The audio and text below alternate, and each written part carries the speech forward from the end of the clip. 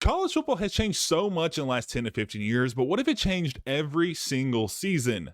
All around the internet, you'll see people theorizing about bringing the Premier League's promotion and relegation style system into college football, and we're going to do exactly that in College Football 27 and see what happens over the next 15 seasons. So we're going to be following all of the national titles, seeing what teams can rise from the bottom to the top or vice versa. So let me know in the comments who you all think will have the most titles at the end of this video, and let's go ahead and jump straight into this one. And we'll have this set up just like the Premier League is in real life. We'll be able to get 6 different tiers into the game, with the SEC at the top, the Big Ten to follow them, and then the rest of them set up as you see on screen. We'll also be able to promote a couple teams per season, so you'll be seeing multiple teams move up and down every year. So this will give a great chance to those smaller schools to hopefully make a run into one of the top leagues in the game. And so, for example, starting off with the MAC here to show how this is going to work, we have Sacramento State, Georgia State, and then we have a 3-way tie for 3rd place. Ties are going to be broken up by tiebreakers. The first is going to be the win-loss in general, and then it's going to be by points for their team. If we get to a 3rd one, we'll also do points allowed and do a total there, but I don't think it'll get that far. So in this case, Buffalo will also be getting promoted to the next level, and since there's 3 different conferences above them, they'll just go to the one that's going to be closest to them. So Sacramento State will end up in the Mountain West, Georgia State will go to the Sun Belt, and then Buffalo will go to Conference USA. But for bigger conferences like the SEC, since they're at the top of the table, they're not going to be sending any teams up. So Ole Miss, Oklahoma, and Tennessee really won't be competing for anything other than a national title, which will be kind of our pseudo Champions League. But teams at the bottom like Florida, Penn State, and Clemson will be moving down a rank into the Big Ten next season, and they'll be replaced by Utah, Louisville, and Iowa moving up to the top rank. And throughout this video, we'll cover a couple of teams every season that I find pretty interesting, so everybody can try to see their favorite teams move up and down the ladder. And one of the most interesting teams to me this year is going to be Charlotte. They have one of the highest NIL rankings for a G6 school with less than 1-star prestige, and they're at the top of the Conference USA, so they'll be moving up to the American next season. And this reorganization is going to have really good things for some teams like South Carolina. They're the #1 team in the country. They have a perfect 12-0 record, haven't lost a single game, and they're currently in our tier 3 in the Big 12. And they'll be moving up to the Big Ten, which is going to be tier 2 next season, on a very good hot streak going into their 2nd year. You're going to have other teams like Cincinnati, a Power 4 team that's going to fall and want to be one of the first teams that are going to fall out of that Power 4 stature into the 5th tier here, and they're going to be headed to the American next season. That could be some good things for some teams because championship contender is a very real grade, and winning your conference has a big motivation to make that a good one. So teams like Wake Forest are going to be able to recruit better next season just because of that. And since conference championship games don't really have a lot of weight in this, we won't be jumping into any, but we will cover a ton. And we'll see things like South Carolina taking home the Big 12 title over SMU, as well as Wake Forest taking down Purdue in the American. But then you have some things that never change, and that's going to be Iowa not being able to score on offense. They only had 7 points in the Big 10 title game where they got beat 20-7 by Utah. And one thing that is going to be super impactful is going to be the coach changes. You already have Kyle Whittingham retiring at the end of the 1st season, so Shane Bieber is going to take his job, and then Jeff Brom's headed to Florida State. You also have coaches that are at former top programs like Missouri, where they moved down a couple ranks. So Eli Drinkwitz is going to be headed to Illinois next year, and James Franklin is also leaving after just 1 season. So this is going to be one of the most interesting things to follow over the next 20 seasons, just how these coaches choose to move up and down, since teams are going to be changing so often every single season. But even though we won't be following the conference championships, we still will be following the national title, because again, this is going to be our pseudo Champions League playoff system that they have in real life. And right now we have South Carolina versus Ohio State, which is super interesting because it's going to be a tier 1 team in Ohio State versus a tier 3 team in South Carolina who hasn't lost a single game yet. And they've been on a crazy run, being Wake Forest and Kansas State, a couple of our other teams that got demoted a rank or 2. But this is going to be their hardest challenge all season against a really good Ohio State team who went 13-2 against premier talent. Remember, the SEC is full of the top 20 teams in the country. All teams have a 4+ prestige ranking, so they don't have easy wins anymore like they did in the old Big Ten, where they could beat up on Purdue, Northwestern. They're playing elite teams every week, and they only lost 2 games. And with this new system, it'll be interesting how the Heisman Trophy and other awards work out, because the teams with like the best players and the most premier programs are going to be playing a lot of good defenses and offenses both ways every single game. All the teams are playing 9 games against their conference, and John Mateer is going to be able to win the first Heisman in this video, where Norris Sellers came in 2nd place with Kevin Jennings and Byron Brown backing them up in 3rd and 4th. And I'm sure season totals will also be a little affected as well, but Kevin Jennings didn't seem to be affected at all. He has 5,300 yards this season with 33 touchdowns, and he still didn't win the Heisman this year. You also have Ahmad Hardy, who had over 2,000 yards, averaging 8 per carry, which is absolutely absurd, but he seems to have a great year. But with him playing lower competition in a weaker conference than his former conference of the SEC, it's going to be really easy for some of these other guys who have fallen a couple ranks, probably put up really crazy career numbers. And we'll join here halfway through the fourth quarter, and Ohio State looks like they have this one wrapped up. Just a few more first downs, and this one is all but put away, and that's going to be Jeremiah Smith out there on the edge, and he'll get a catch and get them that first down. A few plays later, they're inside the 5-yard line. Ohio State can really put the nail in the coffin here. He gets away from the pressure, and again, it's Jeremiah Smith on the receiving end, and that's going to be a 40-point game for the Buckeyes, and they look like they're going to win this one pretty easily. But South Carolina doesn't want to go home now. They do have a chance to score another touchdown to at least make this inning a little bit more palatable as Sellers drops back to pass, and that'll actually be a really nice dime, even though it doesn't look like they can really come back to win. And Ohio State will be our first national title winners. Kind of a pretty standard opening here. Ohio State's very solid program.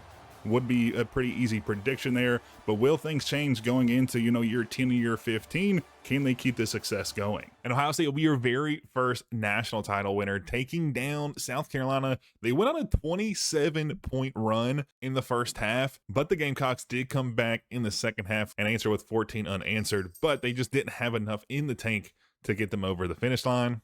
And it was in big part to Julian Sayin, who had a massive performance, 250 yards, 4 touchdowns. He did throw 2 picks. He also had a really good rushing game by Bo Jackson, who only had 8 carries for 88 yards and a touchdown. But now it's time for season 2 to see if Ohio State can repeat or if South Carolina can continue a dominant conference slate when they went 9-0 this year. I don't think I have the same faith in them in the Big Ten, which is going to be a step up for them, but it's going to be interesting to see how things work out. But before we actually do leave the first season, we're going to look at the recruiting rankings, because this is going to be one of the most impactful things in this video. With teams moving up and down, things are going to change very drastically in terms of NIL, since NIL depends very much so on what conference or your conference prestige. And with all the top teams at the top conferences, some of those middle of the road conferences like the Big 12 really won't have a good grade, so it could really affect the NIL for that team. And we'll see that probably going to affect next season. But teams that have fallen a little bit in the lower conferences like South Carolina, they were still able to be competitive with a 21st recruiting class. But one of the more interesting things I found as we scroll through some of these conferences, you'll notice a bunch of them are very closely packed in terms of rank. So a lot of these conferences are going to be really competitive, and it could hurt some teams that are going to be moving up because they're not going to be able to get those same elite recruiting classes like you see in the SEC. The SEC literally has the top 16 recruiting classes in the game. They don't have the 17th, but then they have the 18th, the 19th, and then Nebraska and Florida, who I think are both moving down a rank this year, have the lowest in the conference. But then you have the teams that are going to be moving up to the SEC, like Utah with the 25th, Iowa with the 28th, and then Louisville with the lowest one at 34. So they could have a really hard time going into the SEC next year and may not be able to stay for more than a season. And here's your conferences for season 2. Going forward, I'll just post these on the right-hand side of the video just for you all to catch up with what happened. But for the first one, I want to ask you all, if you all like today's video, leave a like down below. This took a lot of work. Moving multiple teams this season is just time and tedious, and I would really appreciate you all if you all leave a video or hit that subscribe button below. But anyways, enough of me begging. Let's get back to the video.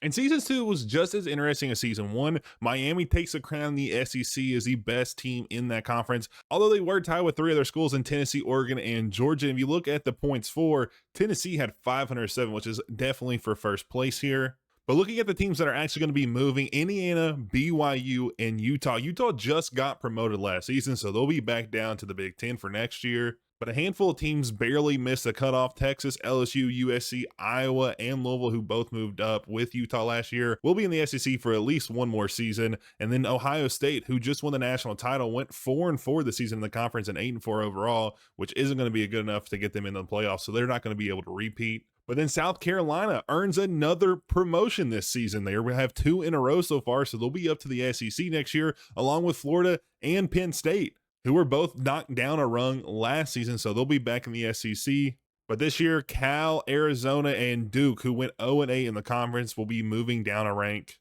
And I'm not sure why they're playing 8 games. They should be playing 9. I'm not sure if they played 9 last season, but I had it set to 9. I don't know why the game does that when you change conferences, but I'll update it for next season so they play more games against their conference opponents. But some more interesting moves around the country. FAU and Sacramento State, who earns their second promotion in 2 years. They went from the MAC to the Mountain West Conference, and now they're going to be headed to the Pac-12 with the chance to make it to the ACC in Season 4, which would be a massive jump for them.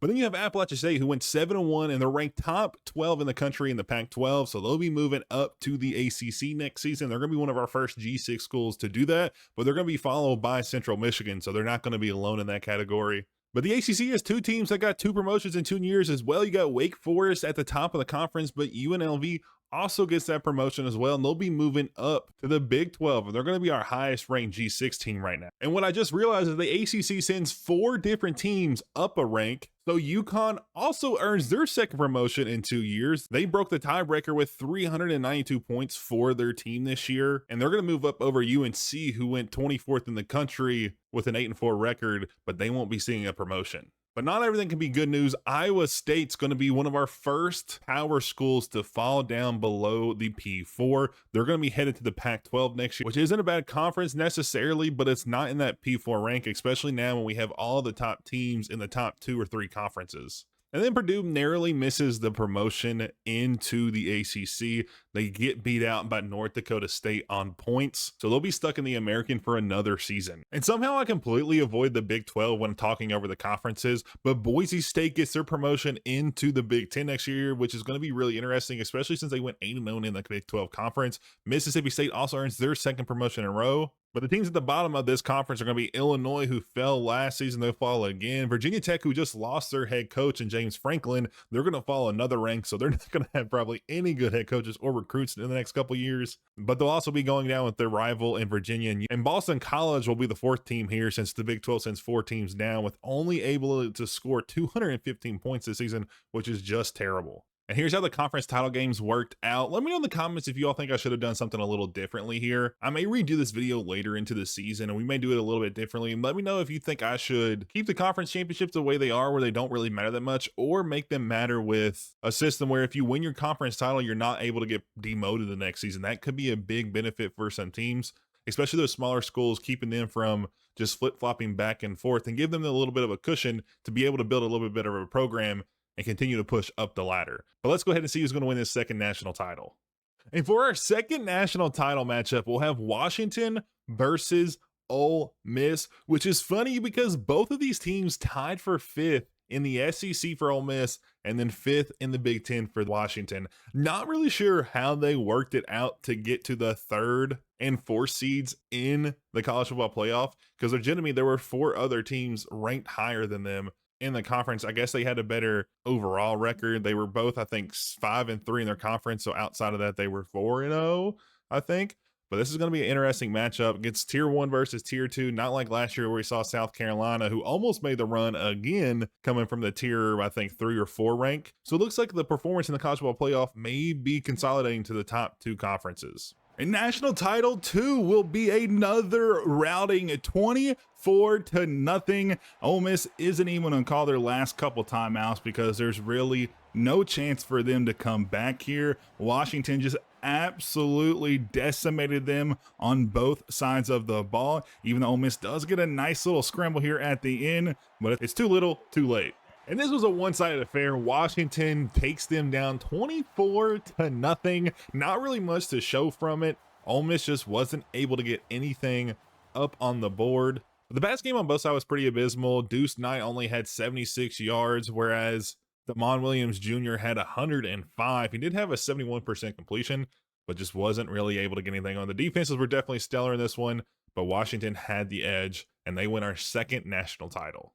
And this season also saw some big changes to the head coaching pool. Kirk Cignetti is gone. He decided to retire after Indiana got demoted to the Big Ten this year. Marcus Freeman decided to go to the NFL. And he was replaced by Dabo Swinney, who left Clemson after they were demoted to tier 2 and haven't been able to get back up yet. Jeff Brom makes another move. He went from Louisville to Florida State. Now he's at Indiana as well. And then a bunch of other changes here around the conference with some pretty big names moving, like Billy Napier. He went from JMU. Now he's at Iowa State, who just got demoted this season. So he'll have a tough road ahead of him. But again, I think the coaching moves is going to be one of the more interesting things in this video. In the second recruiting class in this video, we'll also see the SEC once again have the top of the top recruiting classes. This time it's a little bit less, where they have the top 13 of all the recruiting classes. And they also see a little bit lower on the bottom half, where Utah was all the way down at 40th. Louisville was all the way down at 37th. So it's definitely getting a little bit wider now than we saw in the first season. But Ohio State once again gets a number 1. They have 7 5-stars this season, where they had 8 last year. And looking around the country, you can see kind of where the conferences are at. The ACC and American are about the same. The Big 12 is a little bit higher. The Big 10 in that second spot, kind of where their tier would imply they would end up at. So I think the recruiting classes are very much replicating what we see with the tiers in this game. And as we were reorganizing the conference for a second time, I think the Pac-12 is becoming one of my favorite conferences, because you have like Cincinnati, Iowa State in here, but then you also have like USF and Tulane. And then you also have South Alabama, like Louisiana. So it's just all over the place. And I just love how chaotic it is. And for the third season in a row, we'll see another winner of the SEC. Oklahoma does stay in the top 3, and Tennessee will round them out. Ohio State has moved back up into the top portion of the conference, and they should make the college football playoff this year. South Carolina, who's had 2 promotions in the last 2 years, had a pretty good season, 5-4 in the conference, 7-5 overall. But since you're in the SEC, you can't get promoted. But they didn't get demoted, which is huge. But we do see one of our first demotions that got promoted a couple seasons ago. That's going to be Iowa, who moved in 2 seasons ago. They moved back down. But Texas, one of the biggest brands in football, will be demoted to the second tier in the Big 10. And then the LSU also is going to follow them there as well. And they only went 1-8 in the conference. But the second tier is going to send up some good teams. BYU's third in the country. Washington's in the top 10 coming off their national title last year. And then Clemson, after they lost Dabo Swinney to Indiana, they're going to move up into the first tier of this promotion and relegation ladder. But Indiana slightly misses it, and they'll be stuck in the Big 10 for another season. But Florida will slide down, and they'll be our first SEC team to slide all the way down back below the Big 10 into tier 3. But Boise State, the highest rated G5 or G6 team when we started this, doesn't go back down. They'll end the season at 6-6, 4-5 in the conference, which isn't too bad for a team who would typically be thought of as an afterthought when you're thinking about power teams in the country. And one of the biggest stories so far in this video is going to be UConn. They have their 3rd promotion in 3 years. They're the number 1 team in the country, 9-0 in the conference, 11-1 in the game. And they're going to be headed to the Big 10 next year with a chance to go to the SEC. And they're having a Wrexham story where they've been just promoted again and again. And they could be one of our first teams to make it from below the tier 4 level, which is the ACC, all the way up to tier 1. But Pitt and Arizona State will also be getting bumped up into the Big 10. And we'll also see Duke slide once again. They slid last year from the Big 10 to the Big 12. Now they'll be headed back to the ACC, followed by West Virginia and Memphis. And then rounding out our tier 4, Kansas, number 4 in the country, perfect record, 12-0 with a 69 overall, which is just insane to think about. Maryland will also be following up, and so will Illinois. But some of our other teams that made it into the tier 4 from last season, Appalachia State, they'll be staying around. Arkansas State was promoted our first season. They've stuck around for the last couple of years. North Dakota State will also stick around. But teams like Virginia, Baylor, Vanderbilt, and then CMU are also going to be moving back down below the tier 4. And that's kind of where the break-even point is for a lot of these teams. If they can stay up, they could progress even higher into the higher ranks. But outside the major 4 conferences, San Jose State will be moving up 11-1. Kent State, who we actually have been coaching, we haven't really done anything with them, but they'll be getting bumped up out of the bottom of the promotion relegation ladder finally after a couple seasons. New Mexico State, who got demoted, then promoted, and they're going to get promoted again with 8-1, 10-2 record, not too shabby there. The Pac-12 season, 9-0, perfect record coming from Oregon State, who's finally gotten back out of that after they got demoted a couple seasons ago. Iowa State will narrowly miss promotion. They tied Tulsa in conference, but the tiebreaker being wins-losses, they're going to be 1 game behind them. But outside of that, only 3 season ends. This has been really fun to just look at and just kind of see where the teams have been moving up and down. And I've kind of been kind of surprised that some of the top teams like Vanderbilt, they've fallen a couple ranks. Indiana didn't stay in the SEC this past year. Florida is a really big one that's fallen so far from the SEC that they may not be able to make it back up.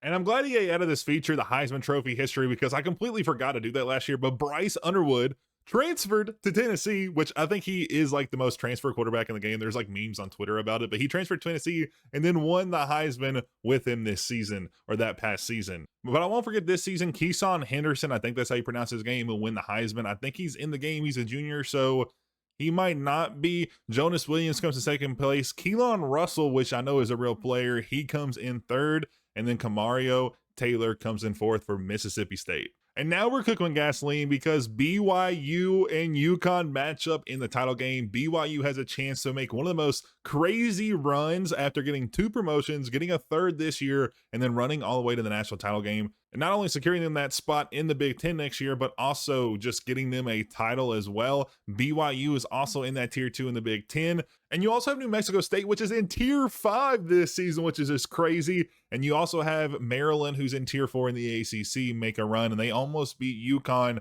New Mexico State got blown out, so that's not much to talk about. Year 3, we see a little bit of a closer game, 10-point game this season. Can we get something to actually talk about? BYU gets a nice game there, but on 4th and 1, they don't get it. They will kick a field goal, so it'll be a 2-possession game, 2 full touchdowns, a little bit better than a touchdown and a field goal. But UConn has a chance here, still above 2 minutes, but they're going to dink it under the first down line, and that's not going to get them anything. But they do get a nice tackle, and it's going to be a fumble, and it's a race to the football.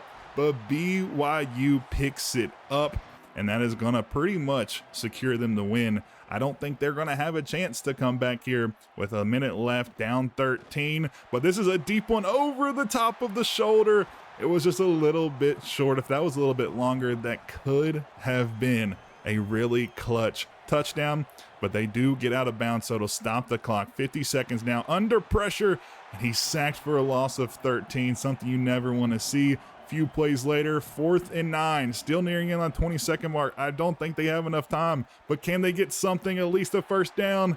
And they don't, and BYU will get the 3rd title here. This is going to be their first since like 1980, so almost 50 years. Definitely not a team I predicted to win a title here, especially in the first handful of seasons.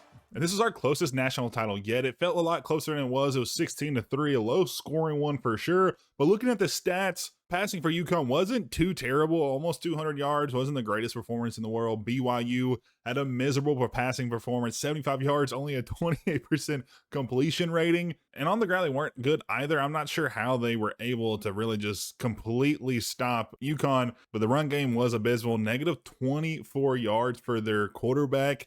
I'm sure he was sacked a ton, and their running back only got 10 yards. So both run games are pretty abysmal, but the pass game was definitely UConn's favor. Not really sure how BYU was able to pull it out.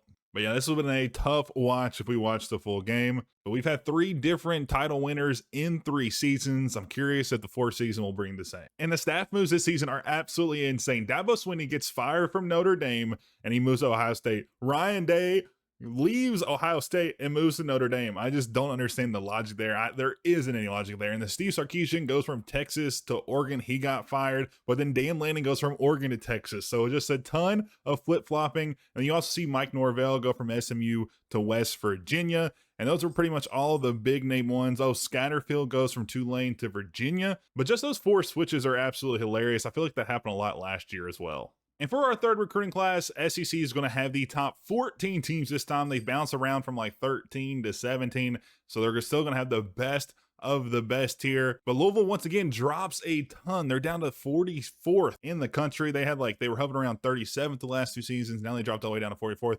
Iowa does have the 27th one, but I think they are leaving. LSU top 15, but they're gone out of the conference. And then Texas, a top 5 recruiting class in the country, and they're not going to be in tier 1 of our promotion relegation next year. And then also Georgia unseats Ohio State at the number 1 spot, but Oklahoma's still staying here in the top 2. I think they've been in the top 2 all 3 seasons, or really close to that. So it's nice seeing some new blood up here at the top. But looking around the country as a whole, the ACC in that late 30s range, American not too far behind, and Big 12 really solid as well. Big 10 is going to have the 2nd best in the country, with Washington and Indiana at the top there. MAC is really low. Mountain West Conference has an 83rd ranked, Pac-12 in the top 60 for the couple 2, and then the Sun Belt's going to round us out. And they're looking to be one of the worst conference. I think the MAC definitely is the worst, but the Sun Belt is a close second. But season 4 brings some interesting things. Notre Dame finally finishes at the top of the SEC, and it was a massive hire to hire Ryan Day last year and let go of Dabo Swinney as they get to the top of college football, going 8-1 in the conference, 10-2 in totality. Penn State, Miami right behind them. Oklahoma up there as well, so not too shabby there. Ohio State's kind of fallen off. I mean, to be expected when you lose your head coach.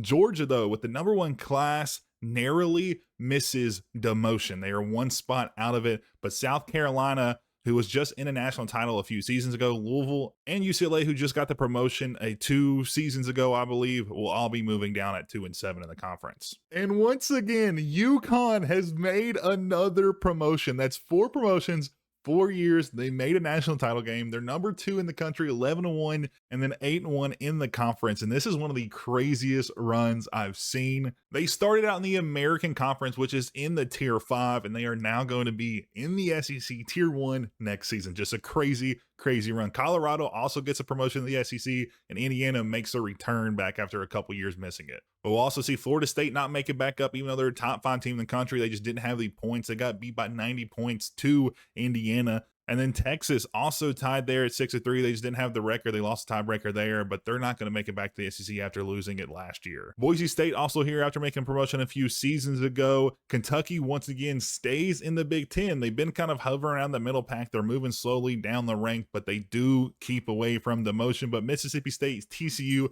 and Houston are all getting demoted. And the Big 12 sees SMU, Virginia Tech, and then Texas Tech going back up to the top. They lost it last year. They got demoted, but they're going to be moving back up.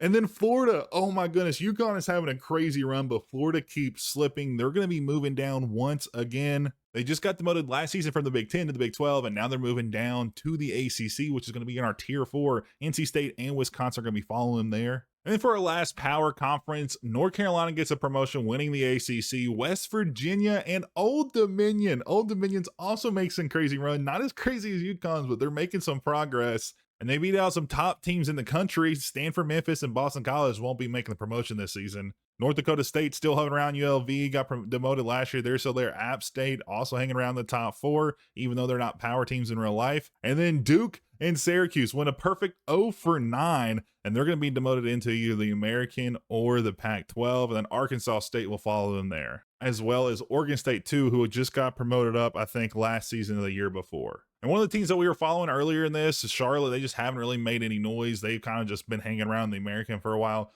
Purdue still down here, one of the lowest power teams in the game right now. Rutgers won with an 8-1 record, the American. New Mexico State making a resurgence after they fell a couple times. Iowa State trying to get back into the top part of this video. And outside of that, there's not much else to talk about in some of the lower conferences. We'll show them just so y'all can pause if you want to. The UTEP finally makes it out of the MAC. I'm surprised they were that low, especially with the Texas pipelines they have. They just haven't had much success. Wyoming does get a top 16 ranking. They'll probably be our last team in the playoff. That doesn't really get you much, but they do earn the promotion, so maybe they can have a chance to make a push. And the most interesting Heisman winner yet is going to be Darnell Kelly, a junior redshirt quarterback for Navy. Navy's doing some great things. They got a Heisman. Miami University also has one in the running. Texas State and Georgia Tech. So no really like major teams you usually see here. And I think Navy probably has had a Heisman winner in the past. You all can fact check me. I'll probably pop it up on screen when I'm editing. But they get a quarterback of all things who threw for 3,800 yards this season, which is absolutely crazy because typically you think of Navy, you think of run. He does add 711 yards this year. He had a better rushing year last year. And he also is a transfer from Colorado State, which is pretty interesting. But yeah, he definitely probably is the most deserving. 30 plus touchdowns.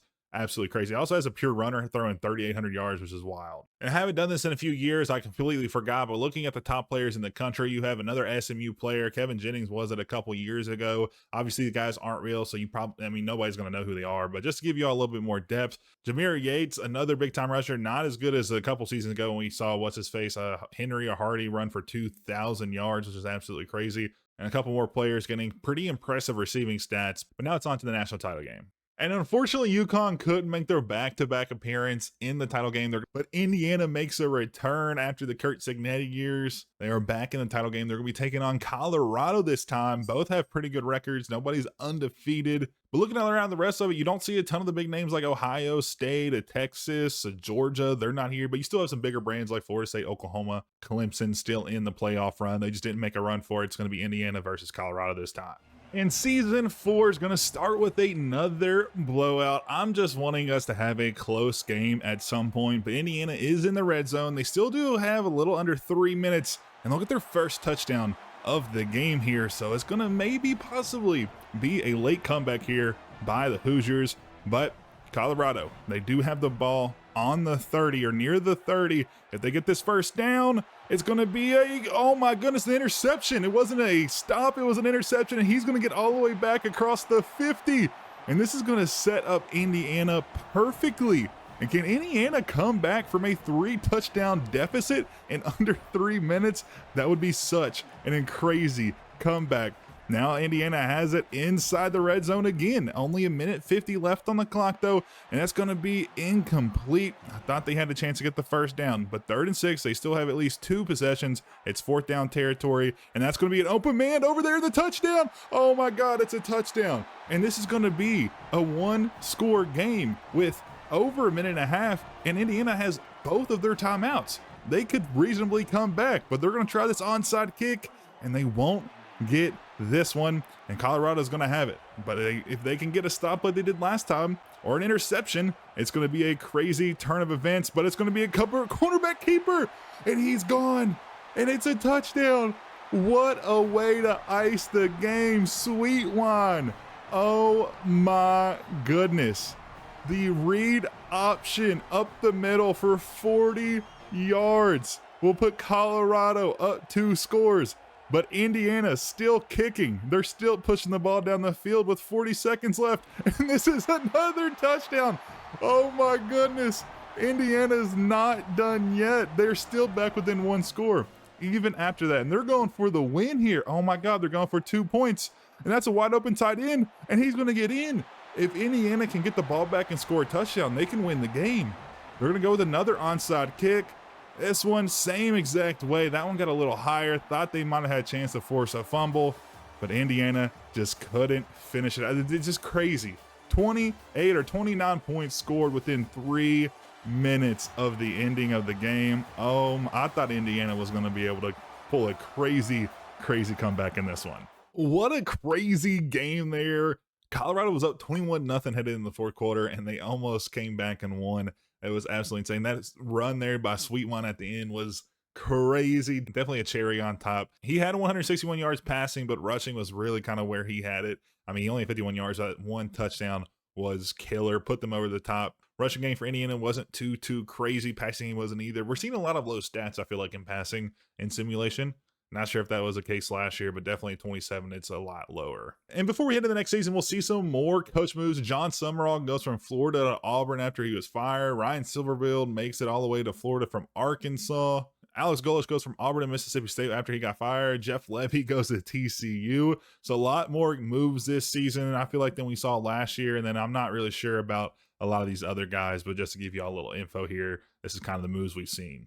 And our 4th National Signing Day will see Ohio State return back to the top of college football. They have 9 5-stars this year. This is the most I've seen during this run. Oklahoma at 2nd again. They are a perennial 2nd place. Notre Dame's up there. Georgia, Ole Miss. But looking at the SEC specifically, they only have the top 6 classes. 7 isn't here. They have 8, 9, 10, 11, 12.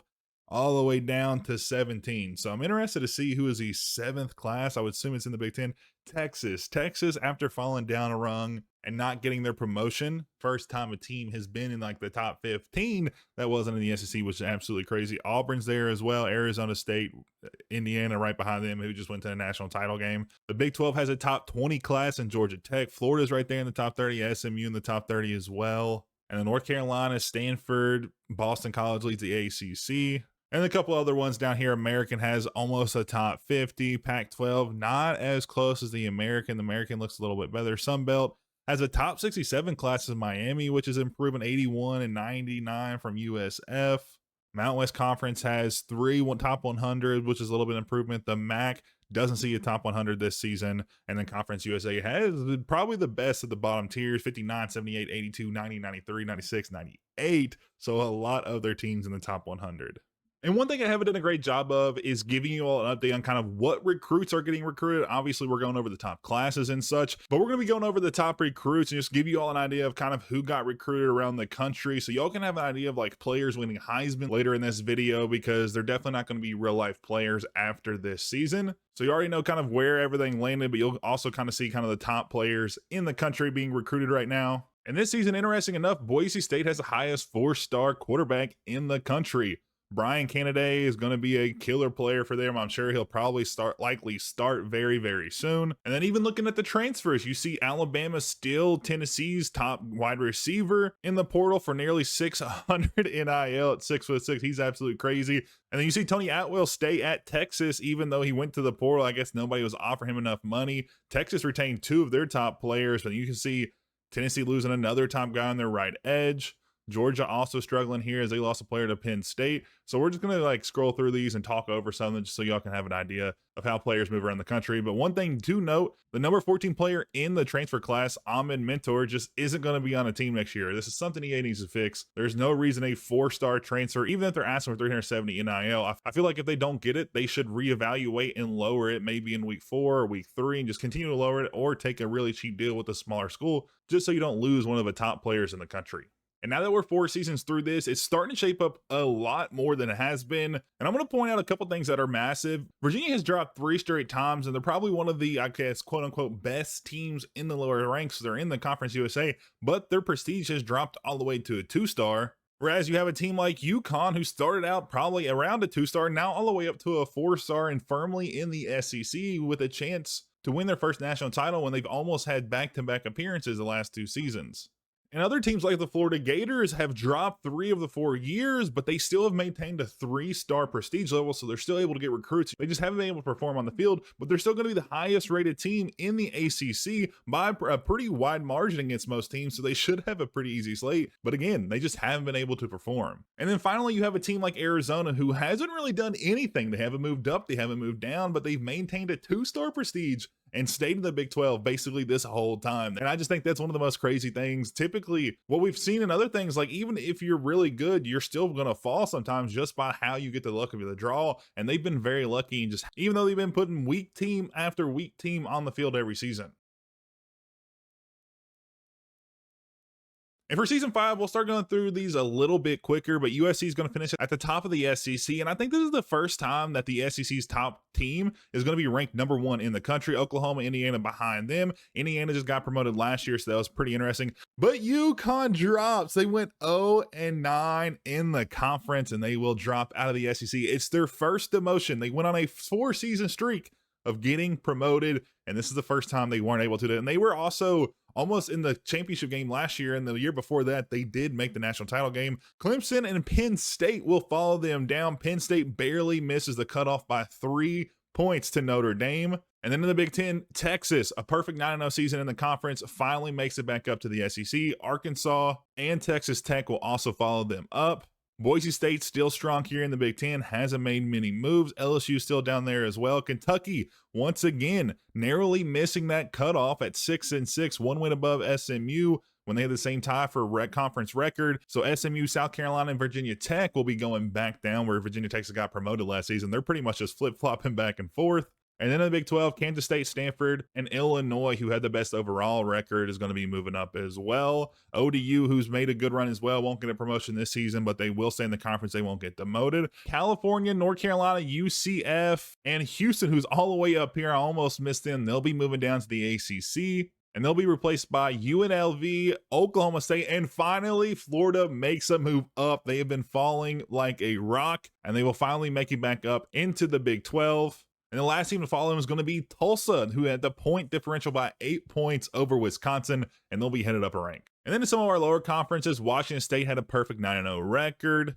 Charlotte, the team that we were following a little bit earlier in the year in this video, has fallen off. They'll be moving down a rank. The Pac-12 sees a ranked team in Baylor moving up. And then a pretty abysmal UAB is going to be moving down at 1-8 record from the Pac-12. And the Conference USA has a really strong team in Utah State. They're ranked top 25, 8-1 the conference, 9-3. They'll also see Liberty move down to the MAC. The Mountain West Conference won't have nearly as strong of a team, but Delaware with half a star is going to be moving up into likely the American Conference next year. Miami had another good showing at 8-1 in the conference, 9-3. Western Kentucky is going to be falling off. And then to round us out in the MAC, Nevada, the best lowly ranked team in the worst conference, tier 7. They're going to be 15th in the country at 7-2 and 9-3 overall. And they'll be followed up by Georgia Southern and Bowling Green this time. And here's what the 2030 college football playoffs will look like. Season 5 of this video, we have Texas versus Oklahoma. I don't think they've played the Red River rivalry in many years, or they may have, but they haven't played it in conference,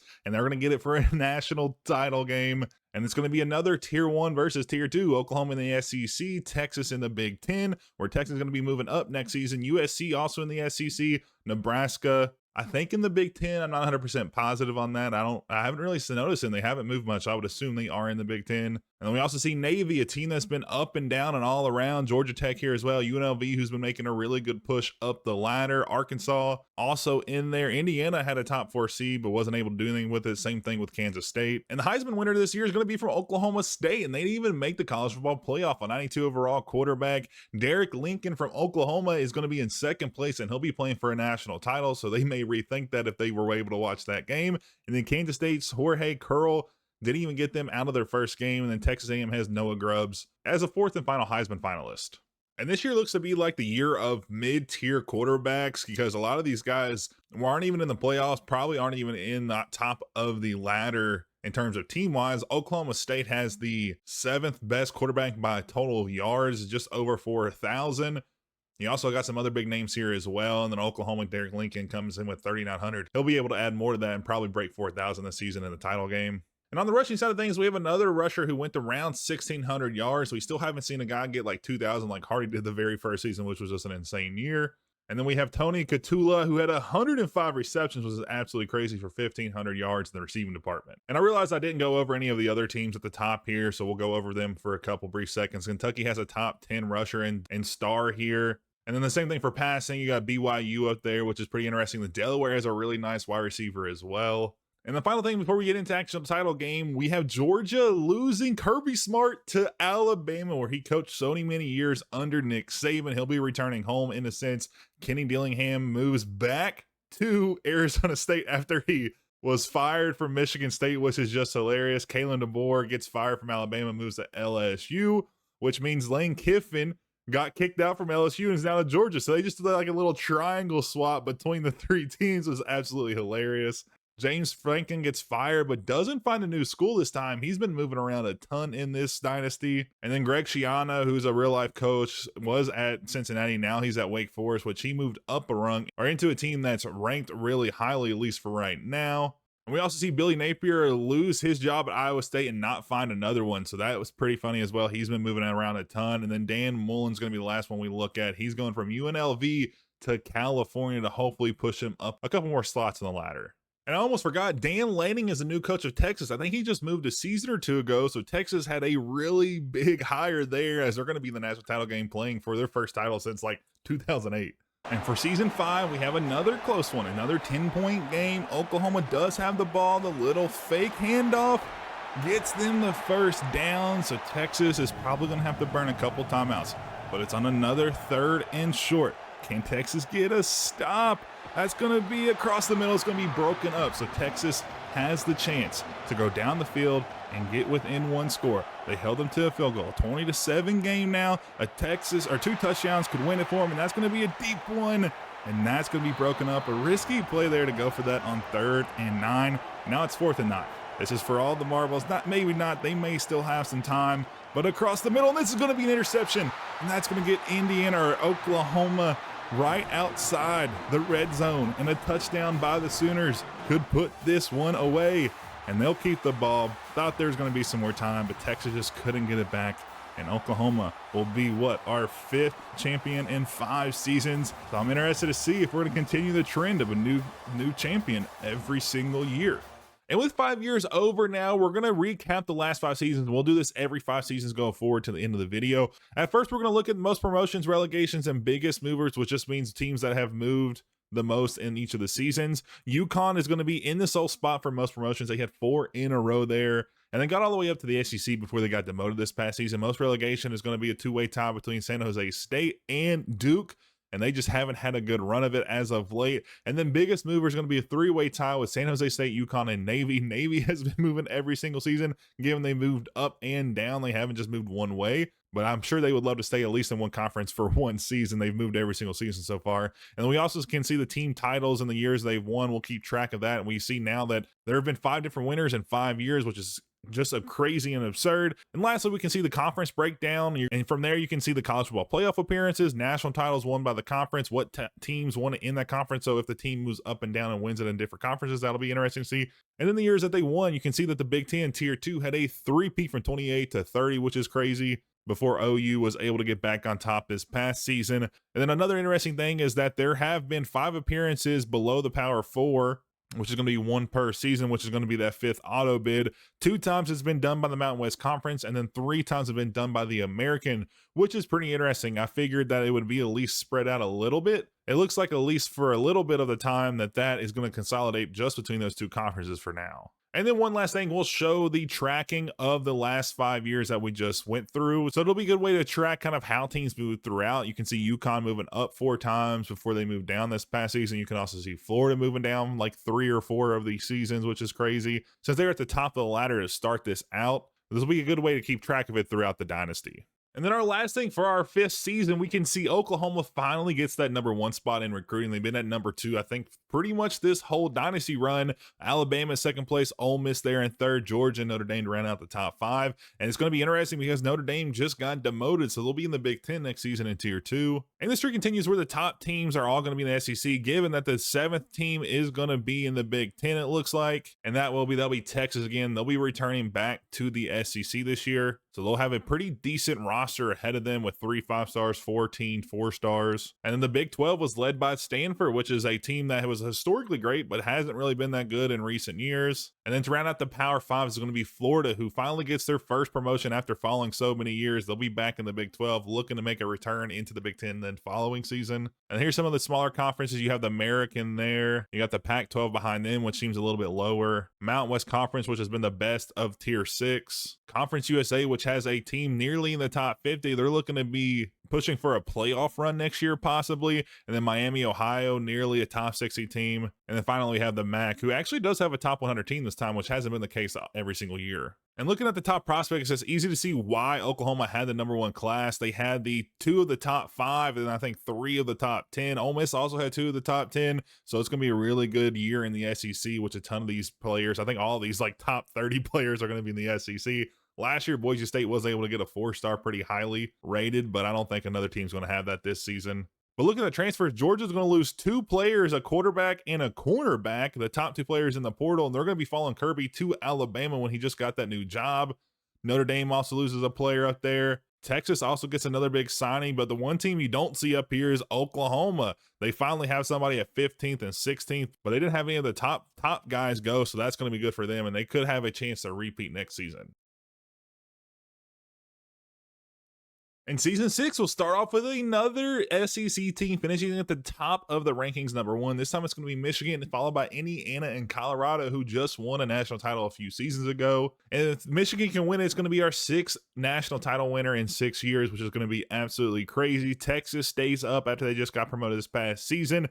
Oregon narrowly misses getting demoted. Same thing with Alabama and Texas A&M, 3 teams that haven't moved at all yet. Arkansas does go back down. USC goes back down, and they were just in the title game a few seasons ago, and Texas Tech returns to the Big Ten after 1 season. But now it's time for Boise State to make the jump up to the big leagues in the SEC, as they're going to get promoted as a top 3 team at 7-2 from the Big Ten. Clemson and Notre Dame, who just got demoted last year, is going to be moving back up. UConn stays steady in the Big Ten this season, but they didn't have a great season, only 3-6. And this time, the UK does finally fall below the line. They'll be moving down with UCLA as well. The replacement is going to be TCU and Maryland. And there was a 3-way tie for the promotion, but Florida gets another promotion back-to-back seasons. They're going to be back up in the Big Ten, 1 step away from returning to the SEC where they started. And then UNLV, after they got promoted, will fall down. Same thing with Tulsa. And then it looks like Arizona is going to be moving down, and they were only able to score 209 points, where the team that they were tied with, Virginia Tech, scored 340. So Arizona, after we were just hyping them up about staying around in the Big 12 for so long, will be falling down to the ACC. And from that conference, Eastern Michigan will be moving up. They've made a nice run for themselves as well. They'll be followed by Wisconsin and Vandy. All three teams going 8-1 in the conference this year, but Eastern Michigan went 11-1 this season, which is absolutely absurd for a team that is only 2 stars. And I almost keep forgetting that we have to also include a 4th team from the ACC since we move 4 up. And it's going to be UNC, and this time it's going to be our first tiebreaker that goes past points. They both were 5-4, they both were 7-5, and they both scored 285 points. But since North Carolina allowed less, almost 100 points less, they'll be getting the nod up instead of the Bisons, which is going to suck because I would love to see the Bisons make a good run and try to go all the way up to the SEC. But then on the bottom side of the conference, you have California moving down. Same thing with North Carolina State and Baylor. And wrapping back around to this, I also forgot that Kansas will also be moving down. Again, I keep forgetting the Big 12 since 4 teams down and 3 teams up. So the Kansas Jayhawks will also be moving back down to the ACC. And the Pac-12 is going to see some teams up, but it looks like Arkansas State will get the nod as a 5th conference team into the playoffs this year. And that's going to break the streak where the American have had the 3 of the Tier 5 teams to go. Northwestern just didn't have enough. They did finish in the top 25. Same thing with UMass, a 7-2 record, but it looks like Arkansas State just had a better time of it. Go to the Tier 6, Mountain West Conference almost had it. They may actually still get it. I don't know. It'll be a close race between them and Arkansas State. I guess conference championships is going to matter this time. But Arkansas State, ranked at 18th, could get the nod as well, going 8-1 in their conference. The Sun Belt has also been pretty poor, but Eastern Carolina is also going to go 9-0 this year. And then our last Tier 6 conference is going to have Sam Houston State and Rice tied for first place. But they'll both get the nod to go up, so it's not going to be that big of a deal. And then finally finishing out with the MAC, where the MAC had an 8-1 team in Toledo, but that just wasn't good enough since they went 8-4 in the regular season to make a college football playoff. And for some reason, we got the actual Heisman presentation for the first time in this dynasty. I don't know why it hasn't popped up yet, but it is going to show the winner here. I don't even know who that is, but he's got a nice flow. I will want to say one thing. I would love to see AA change the jerseys, or not jerseys, the suits of the players, because they're all the same every year. They're just 4 different suits. I feel like they could have done, like 30 or 40 different, or not even that many, like 20 different iterations. So they would switch up every so often. And the Heisman winners are going to be Jeff Babcock from Maryland. Maryland gets a Heisman winner. I'm not sure if that's ever happened before. He had nearly 4,000 yards, 34 touchdowns, and a 67% completion percentage. And for season 6 is going to be another Tier 1 versus Tier 2 matchup. And I think that's a 3rd season in a row that's happened, but we could see the first repeat champion in Colorado. They have a chance to win their 2nd in this dynasty. Clemson also makes one, and this is their first title game since like 2016, 2015, way back when. Michigan doesn't make it there. They get beat out by Clemson. And then Boise State almost made a run to the title game, but got beat up by Colorado. And you also see some smaller programs like Arkansas State, Eastern Michigan, Maryland also made it here and won a game as well against Indiana, a Tier 1 team. So I think we're going to keep seeing this going forward. Maybe not, though. I hope not. It'll make the video more interesting, but it looks like Tier 1 and Tier 2 teams are going to keep playing. I haven't seen a Tier 1 matchup yet. We haven't seen an SEC versus SEC matchup yet. So that is going to be interesting to keep track of for the next handful of years. And the passing yards looks like they were down a little bit this year. Babcock was the #1 in the country with 4,500. I think last year was around 5K. Rushing looks to be a little bit up this year. Tennessee had almost nearly 1,700 yard rusher this year, but everybody else looks to be a little bit down. I think they're around 1,500, 1,400 for the most part for the top 10.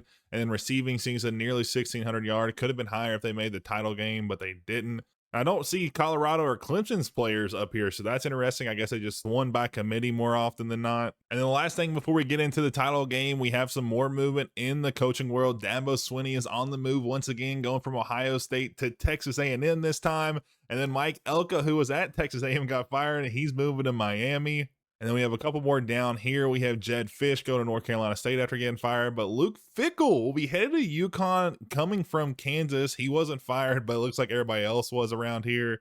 And then we have a couple more of this. I think there's a lot more movement of the top head coaches guys this year. Maybe not. Maybe I'm just delusional. In Colorado, they are 2 minutes, 43 seconds away from a 2nd title in this video, and their quarterback's going to keep it on the run, and he's going to get the first down, and timeout's going to come from Clemson. Now under a minute and a half.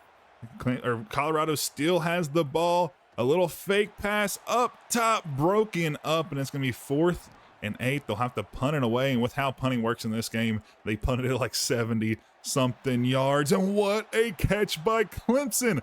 He went up and got that one. They need a touchdown. They're on their side of the 50, but just barely.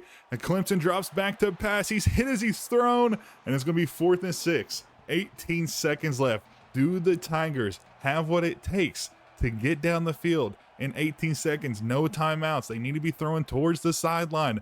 Another hike out of the shotgun, and it's towards the sideline, but an amazing catch by Colorado, but there's going to be a flag on the play. What is it going to be? It's going to be on Clemson. So this one is over. Offensive pass interference. The Buffaloes have won 2 titles in 3 years. But what a crazy finish there. That was absolutely absurd. And it's another Colorado quarterback to finish it off and get a big run to seal the deal. And who would have thought that Colorado would have been our first repeat champion in this dynasty? I definitely was not one of them, if anybody thought that. But man, that was probably one of the best ones we've seen so far, and I'm hoping that means great things for the next handful of years.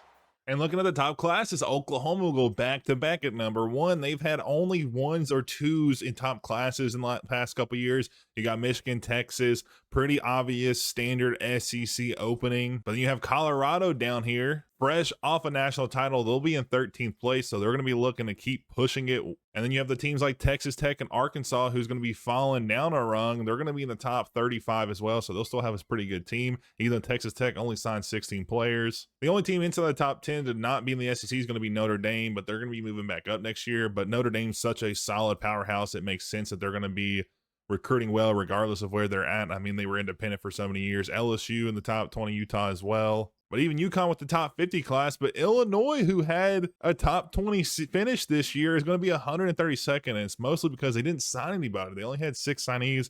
And that is a big issue EA has been trying to fix with the first couple updates. Hopefully they'll fix it soon. And then Florida's still rocking pretty well. They're going to be moving up. TCU with the top 10. Maryland with the top 10 finish this year. That's probably because they had a Heisman winner. And the ACC still having a couple top 50 schools. Wisconsin spent a ton. They spent like higher than the next 2 or 3 teams combined there. And all the ACCs in the top 100, with even North Dakota State at 98th, which is pretty still low, but it's not that bad. When looking at conferences like the Pac-12, who only had 1 team in the top 60. And then the American, they do have 3 teams in the top 60. And even Miami making a good run of it. They have a 56 class in the country, which is crazy, even though they've started out, I think, in the MAC or really close to that. And then the other 4 conferences, you have the Mountain West Conference not doing too shabby. Sun Belt with 1 team in the top 100 and 1 right at 100. And the Conference USA to round out tier 6 with Virginia here. They're ranked in the top 25, almost a top 75 class. They've just fallen off a cliff. Same thing with Duke there. They have a top 100 class though. And then the MAC still haven't hit a top 100 class here. And they probably won't in the foreseeable future just because the conference is so bad. And looking at the top high school signees, Brent Venables still doing it again. He gets a number 1 overall. He gets, I think, the 6th overall pick. Alabama's also got some good recruits in here as well. And then looking at the transfer portal, Alabama loses one of their top players. He's going to Indiana. Georgia gets a Clemson transfer. Texas loses a couple one. But Oklahoma still hasn't lost like a top 10 guy. Again, 13th. Last year they were 14th. So it's pretty interesting that Oklahoma can recruit well and also keep their players well. And for season 7, it's time to go over it once again. Tennessee finishes at the top, tied with Colorado in the SEC. Notre Dame, who just got promoted last season, will find themselves in the top 3. Once again, Boise State sticks around in the SEC. They moved up a lot pretty frequently, and they're going to stick around. Oregon, Georgia, and Miami fall off, though. They'll be headed to the Big Ten next year, which is a crazy turn of events, especially since Georgia is a 4.5-star program. When they're 92 overall, they're absolutely insane. Probably one of the best teams in the game, and they couldn't manage to win enough games to stay afloat. To replace them, though, is going to be Kansas State, Arizona State, and Illinois. Illinois had a rough go of it, but they seem to have figured it out at least. LSU still stuck down here in the Big Ten. Florida didn't make a promotion. And Texas Tech is going to fall off once again. They've had back-to-back demotions, along with Pitt and Minnesota this time, who went 0-9, only 1-11 in the game. And the Big 12 will see SMU promote. I feel like SMU promotes every other year. I feel like they go up, they go down, they go up. And Georgia Tech, West Virginia also get the promotion as well. South Carolina, who came out of the gates hot, will find themselves stuck in the Big 12 once again. And then Old Dominion, who moved like 3 or 4 of the first 4 seasons, they have found themselves just stuck in the Big 12, just not really going anywhere. And for a second, I thought Kentucky wasn't going to move down, but I remembered that the Big 12 sends 4 teams down. So Kentucky will move down once again, along with Wisconsin, UCLA, and Kansas. And then to replace him is going to be Rutgers, Virginia Tech, Northwestern, and UCF. Pretty cut and dry. North Dakota State also misses another promotion. Once again, they've been on the edge of a promotion in the ACC for like 3 or 4 years running now. Arkansas State, who got a couple of promotions in a row, will find themselves stuck in the ACC. Same thing with like UNLV, New Mexico State. A couple of these teams have had a couple good years, but just haven't been able to push through. And then Houston 0-9. Washington State will get demoted as well. And then following them down is going to be Tulsa and Colorado State. And in the American, they'll get 2 promotions. North Carolina State will get 1 and Delaware will get the other. But moving down will be Eastern Carolina, Syracuse, and Purdue. And then the other part of our tier 5 is going to be California and North Texas going up. Appalachia State barely misses another promotion. They've been up and down as well. But Rice, Sam Houston State, and UTEP will find themselves losing. And then for our tier 6, San Diego State, Tulane will go up. Iowa State will fall down to the MAC. Oh my goodness. This is something we haven't been tracking too closely, but this is going to be one of our first. I think it actually is our first. It is. It's our first Power 5 program to fall from, I don't know where they started at. It was at least in the Big 12. I know that. And they have fallen down all the way to the MAC next season. What an absolute fall off from the Cyclones. And the Sun Belt, USF and Troy will go up. Coastal Carolina will save themselves as UTSA will lose on points and they'll go down. And then our final tier 6, Duke will go up. They won't be going down, but Cincinnati will be barely saved. Oh my gosh, I thought the Cincinnati was going down to meet Iowa State in the MAC, but it will be Armed because they went 1-11. At least Cincinnati went 2-10. And then the MAC will send up FIU, Marshall, and Kennesaw State for next season. And I just wanted to take a look at Iowa State because they have sucked so much. They've fallen completely off the face of the earth. They would be considered a just lost cause at this point. Their best player on their team is a punter, 88 overall. That could be a big issue, but they have some solid players outside of that. They have a good running back. They have a couple wide receivers. Their quarterback 75 overall, so like not the greatest in the world, but teams have done more with less. I mean, UConn jumped all the way up to the SEC, given they failed the first year after, but at least they went all the way up there. Iowa State, though, hasn't got a single promotion yet, I don't think, and they're going to be headed down to the worst conference, tier 7, and that's going to be a really hard road to come back from. They do have 1.5 stars, though, so that's a good thing for them, so hopefully they'll be able to spur themselves to not just getting stuck down there, but we'll have to wait and see. And then also I want to check out Cincinnati. They're not falling down to the MAC, but 2 of their top 3 players are going to be a kicker and a punter, so that's never going to spell good things. But like I was just saying with Iowa State, they have a better overall and a better team, but they just haven't been able to stay afloat. And they have another kicker at 76 overall. Like, who is building this roster? It's just absolutely crazy. And this year, the Heisman winner will be from Tennessee, one of the top teams in the game. NC State, Mississippi State, and TCU also get a couple players in the finalist spot. But Tennessee has a sophomore redshirt. If he doesn't go to the NFL next year, he's going to be a menace next season for them. And looking at passing nationally, it looks to be a little bit down as well, where Tennessee's quarterback has a chance to get in first place if he has a good game. But from what we've seen, they really haven't. Given we are playing 5-minute quarter, so it's a little bit to be expected that your totals aren't going to be that high. And then rushing, Colorado has a really strong rusher, 16, almost 1,700 yards. But outside of that, another similar season. I think the average is going to be around that 1,400 to 1,200 for the top 10 to 15 players after you get past the real life players. And another impressive performance from receiver. You got Jeremy Freeman of North Carolina State. Boise State also had the second leading receiver as well. And then we get into the staff moves where Steve Sarkisian's on the move again, going from Oregon to Miami. He wasn't fired this time. And then Mike Norvell's going out to the West Coast from West Virginia. Pat Fitzgerald headed to Minnesota from Missouri. Dickert here is going from Michigan State to Wisconsin. Elko's moving again. He moved last season after, I think he was fired from Texas A&M, I do think. Miami to Ohio this time after he was fired again. Brom is going to come in, going from Kansas to Missouri, which is crazy since they are so bitter rivals. And then Lincoln Riley down here got fired from USC finally. He's been with them the whole time here, and he's going to be headed to Oregon, flip-flopping with Sarkisian. Scott Frost is going from Wisconsin to Memphis, and that's pretty much all of the main ones that I see so far. But then you look at the bracket, and for another year, Colorado's in the final. They're in back-to-back national title games. They have a chance to be our first team to win not only 2, but 3 titles. But Tennessee stands in their way, and they're a very solid team. They absolutely destroyed Kansas State. It was a nail-biter against Alabama, which is a major rivalry. You also see Rutgers, Eastern Michigan here, Wyoming as well, so some small schools like you're always going to see because of the auto-bid system. But Arizona State also gets to that second spot, even though they fall to Colorado next. I'm really excited to see if Colorado can three-peat. I don't think I have the faith. I don't think they're going to get a 3rd title here. I think it's going to be Tennessee's, but I could be wrong. And Tennessee has the ball inside the red zone. They're up 2 touchdowns, and Tennessee is only a couple minutes away from going back-to-back, our first team to do so, but they would tie Colorado on titles, and that's going to be a QB keeper for the touchdown, and the Volunteers are looking to seal this one away, and a stop here could make that so much easier, but the cornerback is beat by the wide receiver, but he's just not fast enough to get to the touchdown. And after a no huddle and a few plays later, another 3rd and 1. Can they repeat the magic they just had? But the quarterback is going to get run down by the defensive tackle, and that is going to be a huge sack. Another play, 4th and 7. I don't think there's enough time left. There's just 3 touchdowns in between them and even tying this game up.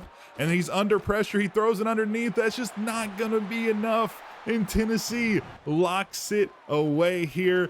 And they are going to be the title winner. And this is just going to be another one on top. The pick 6, ice on the cake.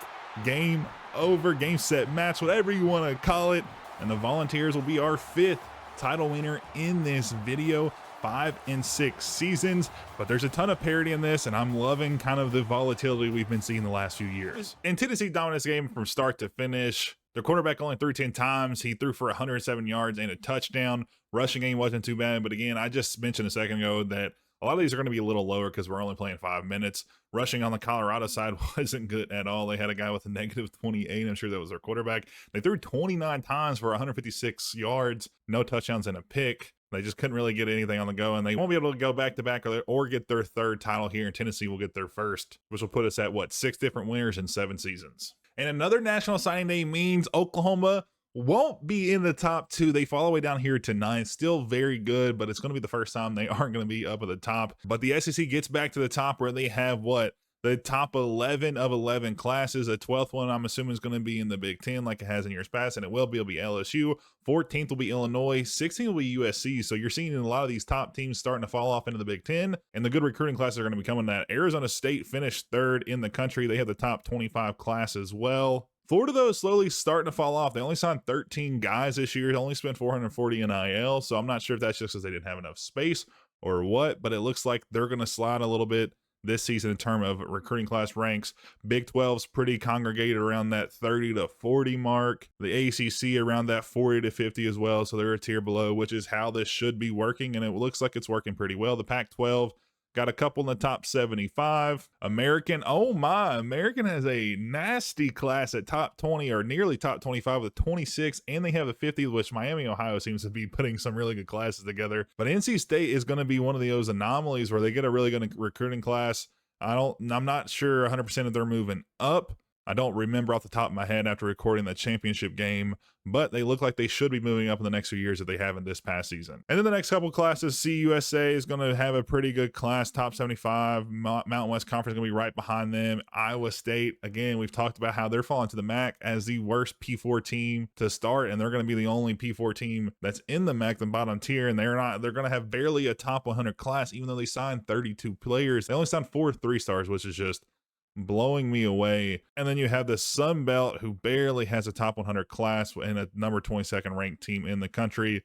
But Iowa State should have a good run in the MAC. They haven't had a top 100 class as long as I can remember, at least the last 4 or 5 seasons. So they should be able to easily win and get back up. But if they don't, I'm afraid they may just be stuck at the bottom of the barrel. And then you look at the top high school classes, Notre Dame with 1 and number 2, which is absolutely crazy. Oklahoma wasn't able to get anybody up here. And Nebraska will finish with 3 of the top 10, which is actually crazy. They had a really good class, really solid class for them. And then you look at the top transfers, Ole Miss had an absolute exodus.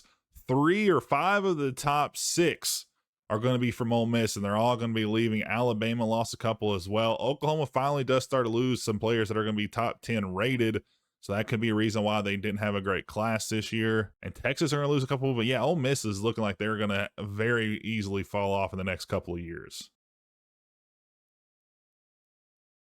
And we're here for season 8. It's been a couple days since we recorded this, so if I'm looking down to the left, it's because I have the tracker down here so I can kind of refresh my memory. But for the SEC, Nebraska will take it up top. Colorado and Tennessee will round out the top 3. And then we go down to Washington. Oh, no. Actually, there's a tie. Arizona State loses the first tiebreaker with a 5-7 overall record. Washington, Michigan, Alabama are all tied through 6 and 6.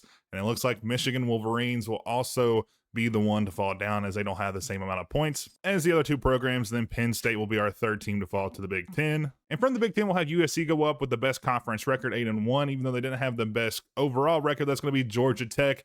They'll be going up as well. And it looks like Michigan State will get that third tiebreaker on overall record. And then falling down is going to be Maryland, SMU, and Miami. Miami's fallen off a little bit. I think they started out in the SEC, if memory serves me correct.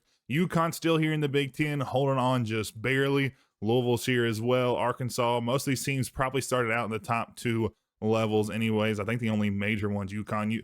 Florida doesn't get the promotion. They've been promoted a few times the last few years, so they'll be sticking around for another season. And then the Big 12, you got North Carolina, Pitt, and Minnesota heading up, all 7-2 or better. Vandy, UCF, and Missouri, and Rutgers will be falling down. I almost forgot again. I keep forgetting, but again, it's been 5 days. But Rutgers will be the fourth team to go down, even though they just got promoted last season to the Big 12, so they'll be back in the ACC. Wake Forest barely escapes demotion, so they'll be sticking around for another season. ODU's up here. They've been staying strong in the top three conferences. Eastern Michigan's up here as well, so some of the smaller teams finally getting a foothold in the, the Power 4 conferences. And then from the ACC, North Carolina State, Cal, and Memphis all at 7-2 will be moving up. Actually, there's one more team that I need to do, and it looks like Arkansas State, who's been on a little bit of a run. They got promoted 2 seasons ago into the ACC, so they'll get another promotion, and they'll finally see the Big 12 for the first time. And then falling out of the Power 4 is going to be North Dakota State, Fresno State, North Texas, and Delaware on points. So we'll see some of the smaller teams that have made kind of pushes. I mean, North Dakota State's been hanging around here for a while. North Texas has been pretty good as well. They'll fall back down. UMass is still here. UNLV still here as well. And Arizona was a team we talked about a little bit a couple seasons ago about how they just kind of hang around even though they're not very good. 2-star program with 65 overall, but they'll stick around in the ACC for at least one more season. And 2 of the 4 promotions from the Tier 5 group is going to be Houston, ranked in the top 20. And then Miami University gets the promotion over Duke on points, and they'll be heading up to the ACC next season. And then Jacksonville State, Temple, and ULM will all be moving down a rung. And then on the other side of the Tier 5, from the Pac-12, we will have Utah State and App State. Even though Troy looks to have won the conference, they won't get the promotion because their overall record was pretty abysmal. And then we'll see South Alabama, Tulane, and Oregon State fall. Tulane has been pretty solid. They haven't really had a ton of demotions in the last couple of years. They've been kind of just hanging around, but they'll fall down to the Tier 6. And first, the Tier 6 coming from the Sun Belt, we'll have Coastal Carolina. I don't know why they only play 7 games sometimes. I mean, you see Florida International, Coastal Carolina playing 7, but then like the rest of the conference plays 9. It doesn't make any sense to me. I don't know why it does that. If I could fix it, I would, but this is kind of what we have to live with. And I've just kind of been rolling with the best team who's ever at the top. So it's going to be Florida International and Coastal Carolina moving up a rank. Obviously, if they play 2 more games, things may be different, but that's kind of just the way we live in. I don't know why the game's completely broken, but then FAU will be the one to fall down with a perfect 0-9 record. And then from the Conference USA, Virginia with an 8-1 record, NIU will be headed up to either the American or the Pac-12, and then Western Michigan will fall down as well. They also have an 0-9 record, and then New Mexico and Sam Houston State will be moving up a rung, and then Texas State, no, UTEP will be taking the fall down to the MAC.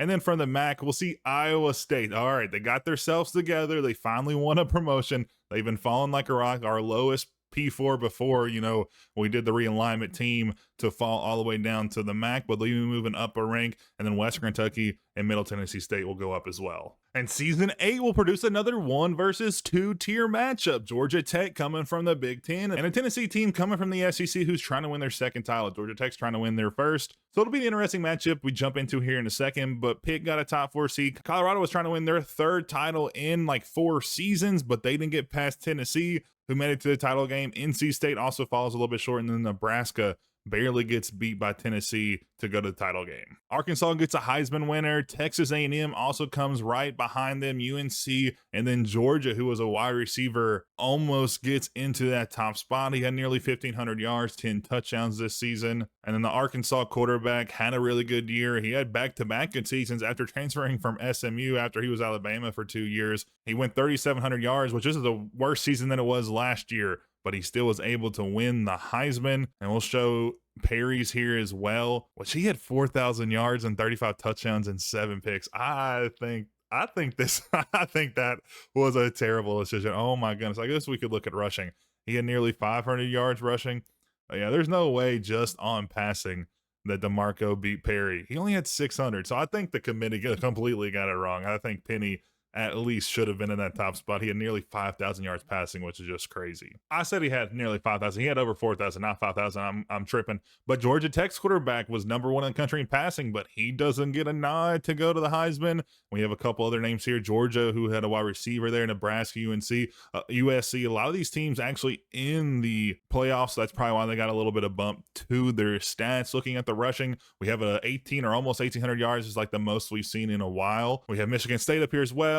Washington State, Tennessee, who has a really good back and a quarterback, so I think they're going to be pretty lethal in the playoffs. And you look at receiving, Georgia has a number 1 guy. I mean, he was a Heisman finalist. It makes a ton of sense. And then Tennessee also has another wide receiver in like the top 10. So they're going to be very, very hard to beat if Georgia Tech wants their first national title in this video. And looking at this uniform matchup, this is actually an insane combination. You got the Georgia Tech Yellow Jackets in like an off yellow, and then obviously Tennessee has their basic. We could change it up, but I just think it's kind of a good clash of colors for this matchup. And although the jersey matchup was good, the matchup on the field was not. Tennessee absolutely destroys Georgia Tech 30-0. The Tennessee Volunteers have gone back to back. Josh Heupel has gotten these boys right, and they are 2-time champions in this video, tied for first place with Colorado. Can they get back to the title game next season, go for a 3-peat? Let's find out. And this game was all Tennessee, 30-0. They had it wrapped up by the end of the third quarter. It was just an absolute onslaught from the Volunteers. Tresman Donald had a impressive game. He only incompleted 5 passes, 70% completion, 202 yards, 2 touchdowns in 5 minutes. Their top 10 running back in the country had 65 yards and 9 carries. Their backup had 43 on 6. So both of them above 7 yards per carry, which is absolutely insane. On the other side, though, the rushing game was abysmal. Nobody had above 10 yards, which is just crazy. And then for passing, they had under 100 yards. So it's pretty easy to see why Tennessee completely dominated this game. And that means Tennessee went back to back in this dynasty, the first team to do so, the second team to get to 2 titles after Colorado did it in 3 seasons. Josh Heupel has 2 national titles. If you look at the score from the last 2 national titles games, it was 61-3. They've only allowed 3 points in 2 seasons in title games, which is absolutely crazy. And looking at this roster, that could be shoo-ins for another season. Obviously, Darnold's going to be leaving at the end of the year. I'm not sure if he was on the team last year. He was on the team last year, but he didn't play a ton. I think they did have like a Heisman winner or something. They had a really good quarterback last year. They have another junior here. A lot of their guys at the top are juniors. I mean, Peace is going to be a freshman or sophomore, so he could go to the NFL. I'm interested to see how many of these guys will go to the NFL next season. That could really dampen their chances as a 3-peat, but it'll be interesting to see over the next couple months. And before we finish up the season, here are the coach movings. Dan Lanning will go from Texas to Alabama, which means Kirby Smart was fired from Bama, but he'll be going to Michigan. Steve Sarkisian was also fired. He's going from Miami to Oklahoma. So like 3 premier coaches just keep moving every couple seasons. Shane Beamer headed from Michigan to TCU after he was fired. Sonny Dykes going to Florida State. Clark Lee going from Florida State to Miami. So there's just a ton of moving around the top. Jeff Lebby's also moving as well. I think that's most of the real life coaches, or at least the big names. And I haven't done this yet, but I'm looking at the draft just because I was interested to see if they could keep most of their guys, but they're going to lose about, I think, 10 players, most of them going in the first 5 rounds. They'll lose their quarterback, but he was gone anyways. They'll lose a big time left tackle, which he could have stayed another year. Same thing for a wide receiver. Poole, the edge we saw, it was only a junior. He's going to be gone as well. And then Peace, a sophomore who we thought might stay back, but since he was a redshirt, he could go. He does end up going in the 6th round. And then looking at the top classes, you'll have Notre Dame, Alabama, Oklahoma, Ohio State, Tennessee rounding out the top 5. Oklahoma back into the top thresholds. I mean, I think they were 2, 1, and now they're 3. I think they did drop a couple last season. But the SEC is going to have almost the whole top 10. They missed that 10 spot. They have the 11th, 14th, 17th as well. The Big 10. Georgia has that 10th spot, 12th from LSU. Georgia Tech moving up a rung on the ladder. They're going to have that 13th spot, which will be interesting. They got 2 5-stars, which is going to be the most in the Big 10, even over teams like Georgia. And then Tier 3 sees a top 20 in Pitt. They had pretty good classics. No 5-stars in this rank. Same thing for the ACC, but they get a top 35 class in NC State. And then moving to Tier 5, Houston nearly makes the top 50. Miami of Ohio has had a couple good classes. They'll be like 50, I think they said 53rd. And then the Pac MAC has slightly lower, coming into the late 50s, high 60s. Sun Belt, a top 100 class from Rice from them.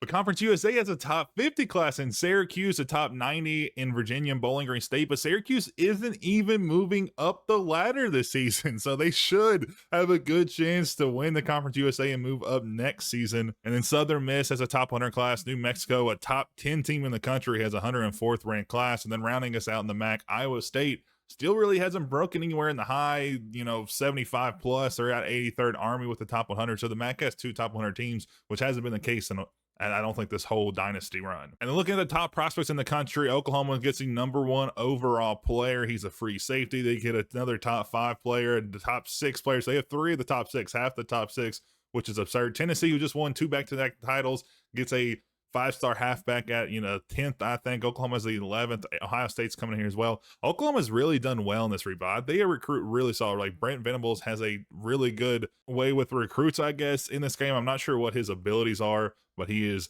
killing it. But they do lose some of their top players this time. They haven't done that in a couple seasons. Georgia gets the #1 overall transfer. Notre Dame gets the 3rd. Indiana gets the 4th. They're all coming from Oklahoma. Michigan loses a couple. Notre Dame loses a handful as well here. Eastern Michigan has a 4-star player leaving, going to Penn State, and they've been pretty good. I think they're tier 3 in this dynasty.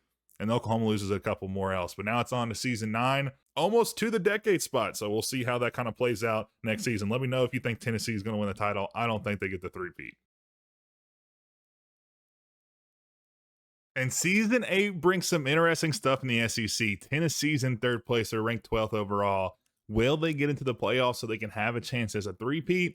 I'm not sure. Nebraska, Colorado go into the SEC title game, so maybe that has implications, or somebody else's conference game does.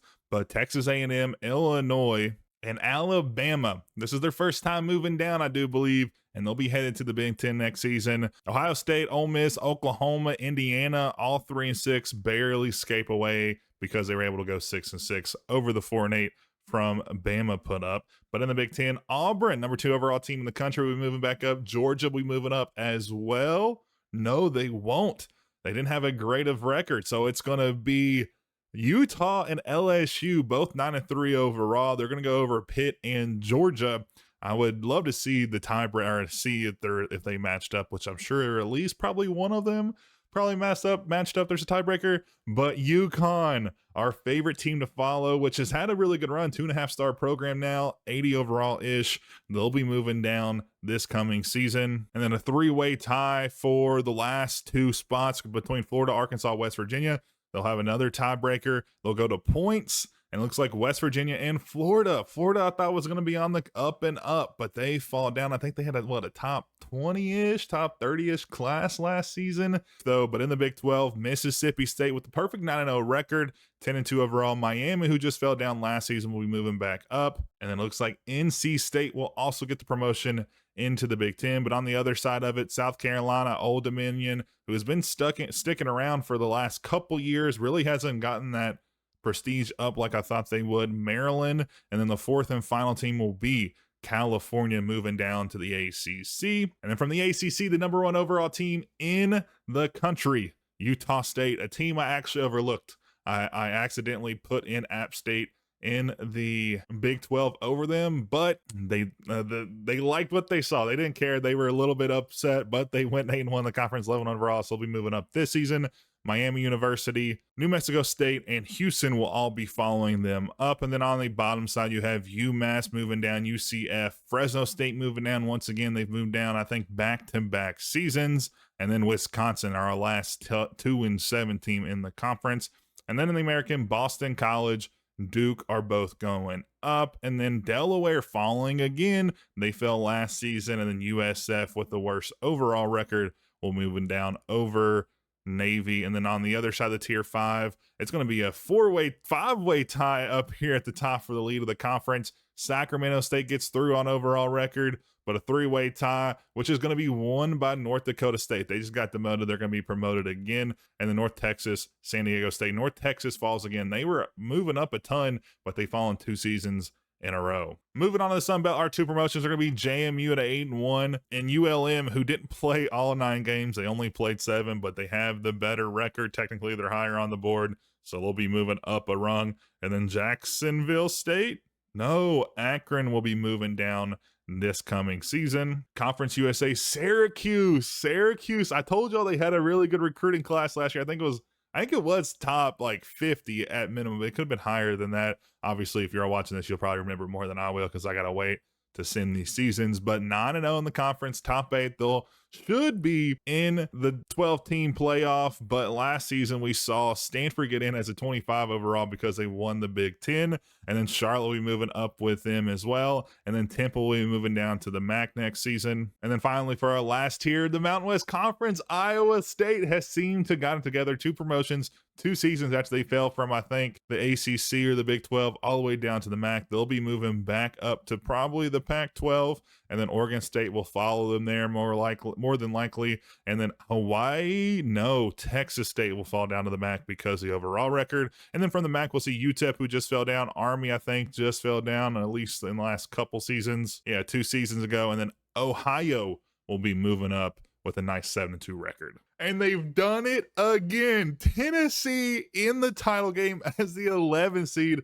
Georgia also meets them there after losing 5 games this season. I don't even understand. They won the SEC, so they serve the Big Ten. I think they won the Big Ten, right? But yeah, Georgia won the Big Ten over Auburn, and Syracuse had a chance to go to the college football playoff and be our first Conference USA team to make it, but they lost to Charlotte. So even though we're not really tracking the conference games or title games, it still do affect us some. But yeah, Tennessee, Georgia, Michigan State also got there. Colorado almost made it. That was a rematch of the title game, I think, in 2030 or 2031, where I think Colorado won over Tennessee, but Tennessee has a chance to three-peat. Would be the first team to win 3, first team to three-peat. I'm not sure a three-peat would happen again, but Josh Heupel has them boys going crazy. Utah State, the number 1 overall seed, lost out to Michigan State.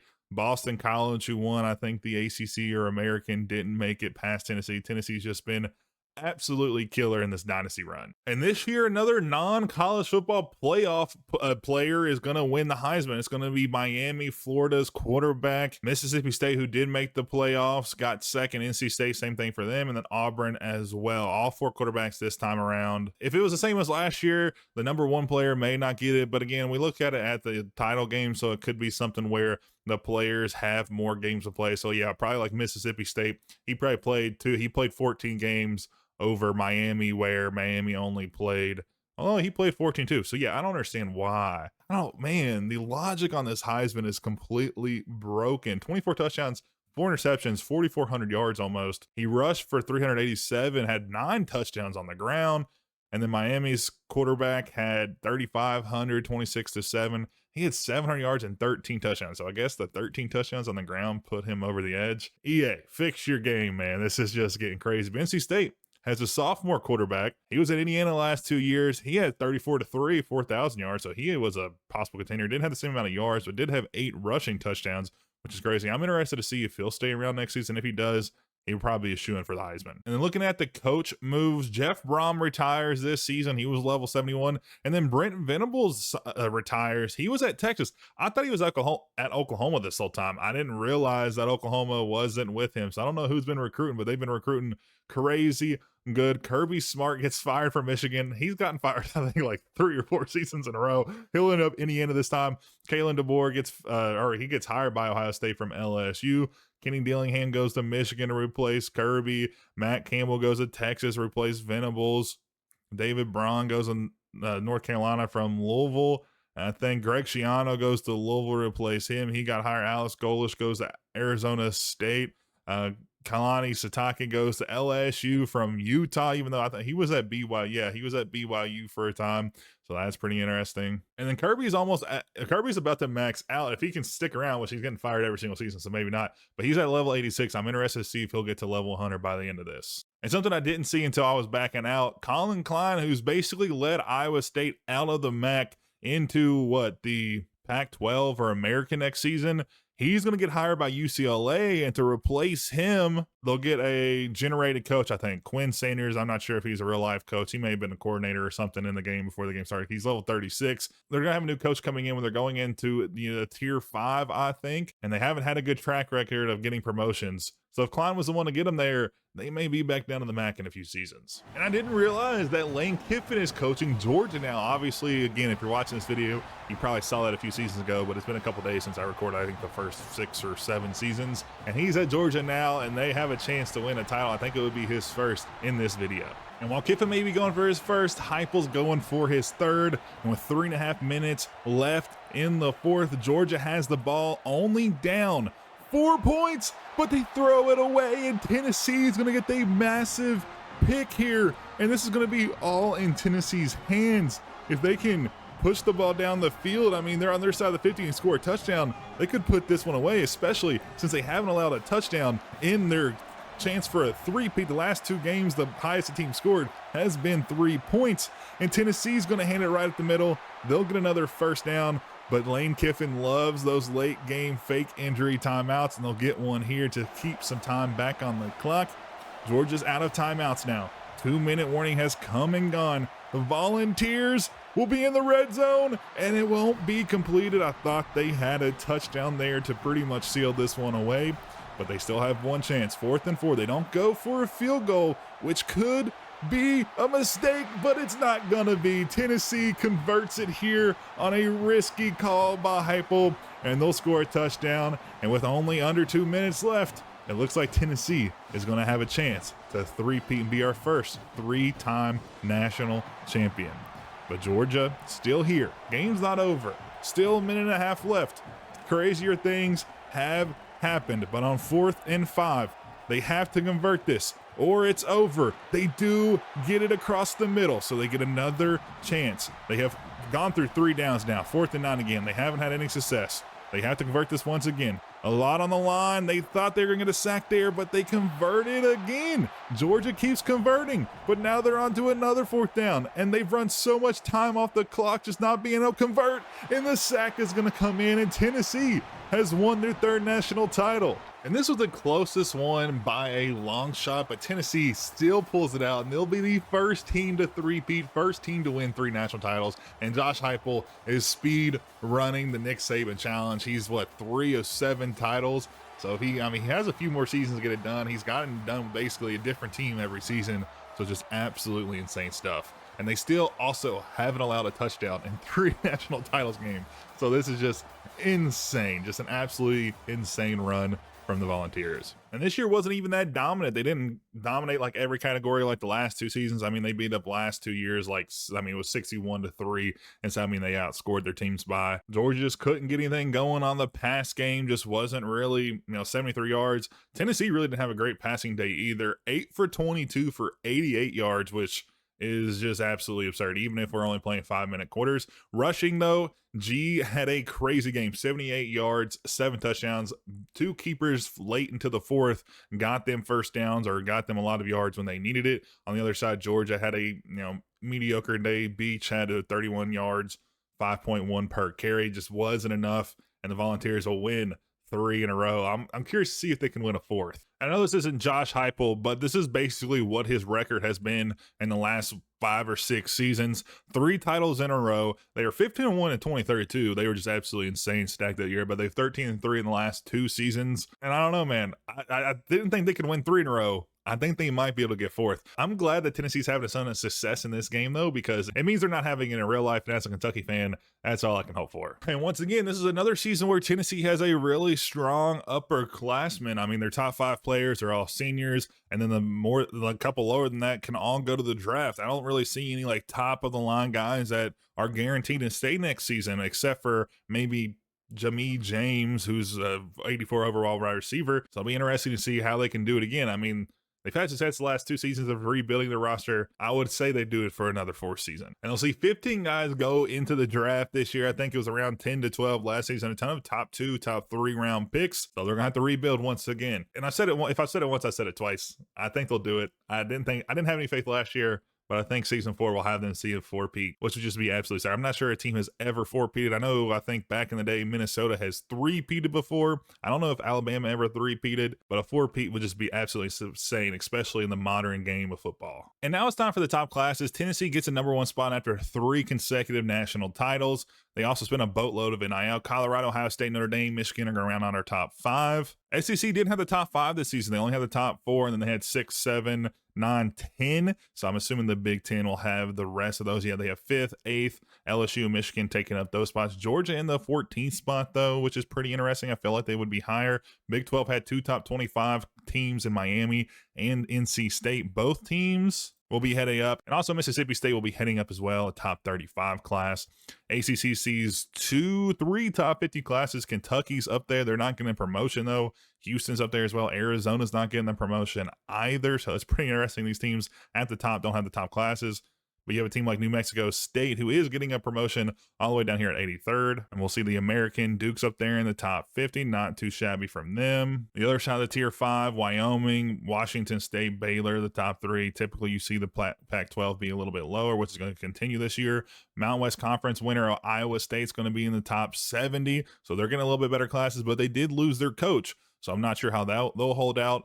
Sunbelt sees a top 100 class, and then the last tier 6 schools will be Syracuse, who did get a promotion this season, a top 15 team or whatever. They didn't make the playoff because they lost their conference title game, but they'll have a top 50 class moving up, so it could be a good things for them. And then to finish out, the MAC, who didn't have a top 100 this season when they did had 2 last years, even though UTEP was a top 25 team. And then the high school top prospects, the number 1 player is going to be going to Georgia Tech. Number 2 player is going to be going to Georgia Tech. Oh my goodness, they have the top 2, and then the next 2 are going to go to Colorado. Texas A&M's up there.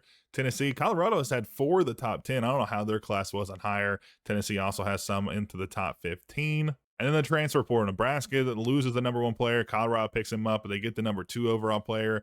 Tennessee capitalizes on the top 3. Notre Dame's going to get the top quarterback transfer portal edition. Indiana's going to get the 2nd. And then LSU's going to get the 3rd. So they're pretty well off. But again, Tennessee, number 1 class. 3 titles in a row. Can they four-peat? They look like they can. They have a really solid team. Let's go ahead and jump into season 10. And for season 10, we have some more interesting developments. Tennessee has another chance to go for their 4th title. Auburn, who just got promoted last season, on the top of the SEC. But on the other side of it, we'll see 3 teams demoted once again. Kansas State's going to be the first team. Colorado won't be the second team. It'll actually be Washington and Oklahoma. Oklahoma's been so good, so solid for so many years. Will fall off because they couldn't score enough points. They actually scored more than Texas with the same conference record, but Texas did go 6-6, so they won our first tiebreaker, and they won't be getting demoted this season, but they've been on the rails the last few seasons, so who knows what's going to happen next year. Pitt, Arkansas, Illinois will be heading up a rank into the SEC. North Carolina, an 0-9 record gets them down to the demotion rank. Arizona State and Louisville will be headed down a level to the Big 12 to join their big-time rival, the Kentucky Wildcats. But outside of that, not a lot to cover. Oregon still kicking here in the Big Ten. Haven't been able to make a promotion back up. Alabama stuck down here for next season as well, even though they've been in the SEC for so many years. They only suffered their first demotion last year, and then Texas A&M, who got demoted last season for the first time, narrowly missed a second demotion into the Big 12. The Big 12 sees 2 top 3 teams. They're going to be promoted. Houston, Utah State. And then UConn gets another promotion here after they've fallen, I think, twice in 2 or 3 years. And they'll get the last tiebreaker over Memphis, but then we have 4 teams falling down. It's going to be Texas Tech, Eastern Michigan, who's been hanging around in the Big 12 for a while, Northwestern with a 4-8 overall record, which gets them put down. And then Wake Forest will be our 4th team from the Big 12. Luckily, Florida absolutely demolished the teams they play. They score over 100 points more than Wake Forest, and that was their only saving grace, so they didn't get demoted again. And then to finish off the Power 4 in Tier 4, we have Boston College getting another promotion, South Carolina, and then Maryland all the way down here, way into the 5th slot. And I don't know if that's necessarily 5th place. 9-3 overall record, 480 points. I think that's the most in the conference. It might be the most in the country. But then on the bottom half of the league, we have Duke going down 0-9, Sacramento, Kansas, and UCLA. Pretty cut and dry there. Getting half of a promotion up is going to be Buffalo and Syracuse. Syracuse earns another promotion into the higher ranks. And then the Pac-12 sees Wyoming, a top 25 team, headed up And then Washington State gets his second promotion. Iowa State narrowly misses it out in tiebreakers. They could have had 3 promotions in 3 seasons, but won't get one after they changed their coach last year. And then in the Sun Belt, you have Ohio, Georgia State going up. Conference USA sees Purdue finally make a jump up. They've been pretty much on the rails. A 1.5-star program now, 60 overall.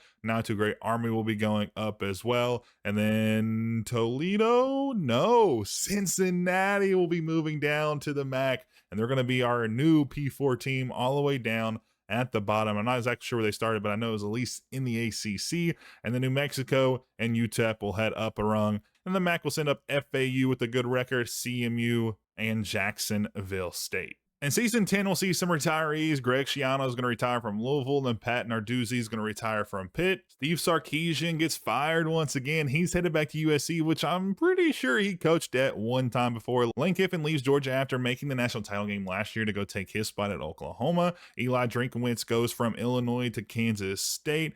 Dan Mullen goes from Cal to Pitt. Mike Norvell gets fired from USC and goes to Texas A&M. David Braun goes from UNC to Texas Tech. Dabo Swinney goes from Texas A&M to Georgia after replace Lane Kiffin after he got fired. And then Scatterfield's like one of the last ones we'll cover. He goes from Virginia to Virginia Tech, which is pretty interesting. And the Heisman finalists were pretty interesting. They got 2 quarterbacks, 2 wide receivers. Number 1's going to go for Houston. He won the Heisman. Ole Miss gets a wide receiver in there at second place. Maryland gets third, and then Auburn gets fourth to finish us out. Houston's quarterbacks looked to have a good year, 4,400 yards almost. Probably going to be a little bit better than a wide receiver unless they have something like 2,000 yards. I don't know why they did him again. Oh, he had 1,800 yards, so close, but probably not worthy of winning it. And now we have the bracket. Tennessee does make it.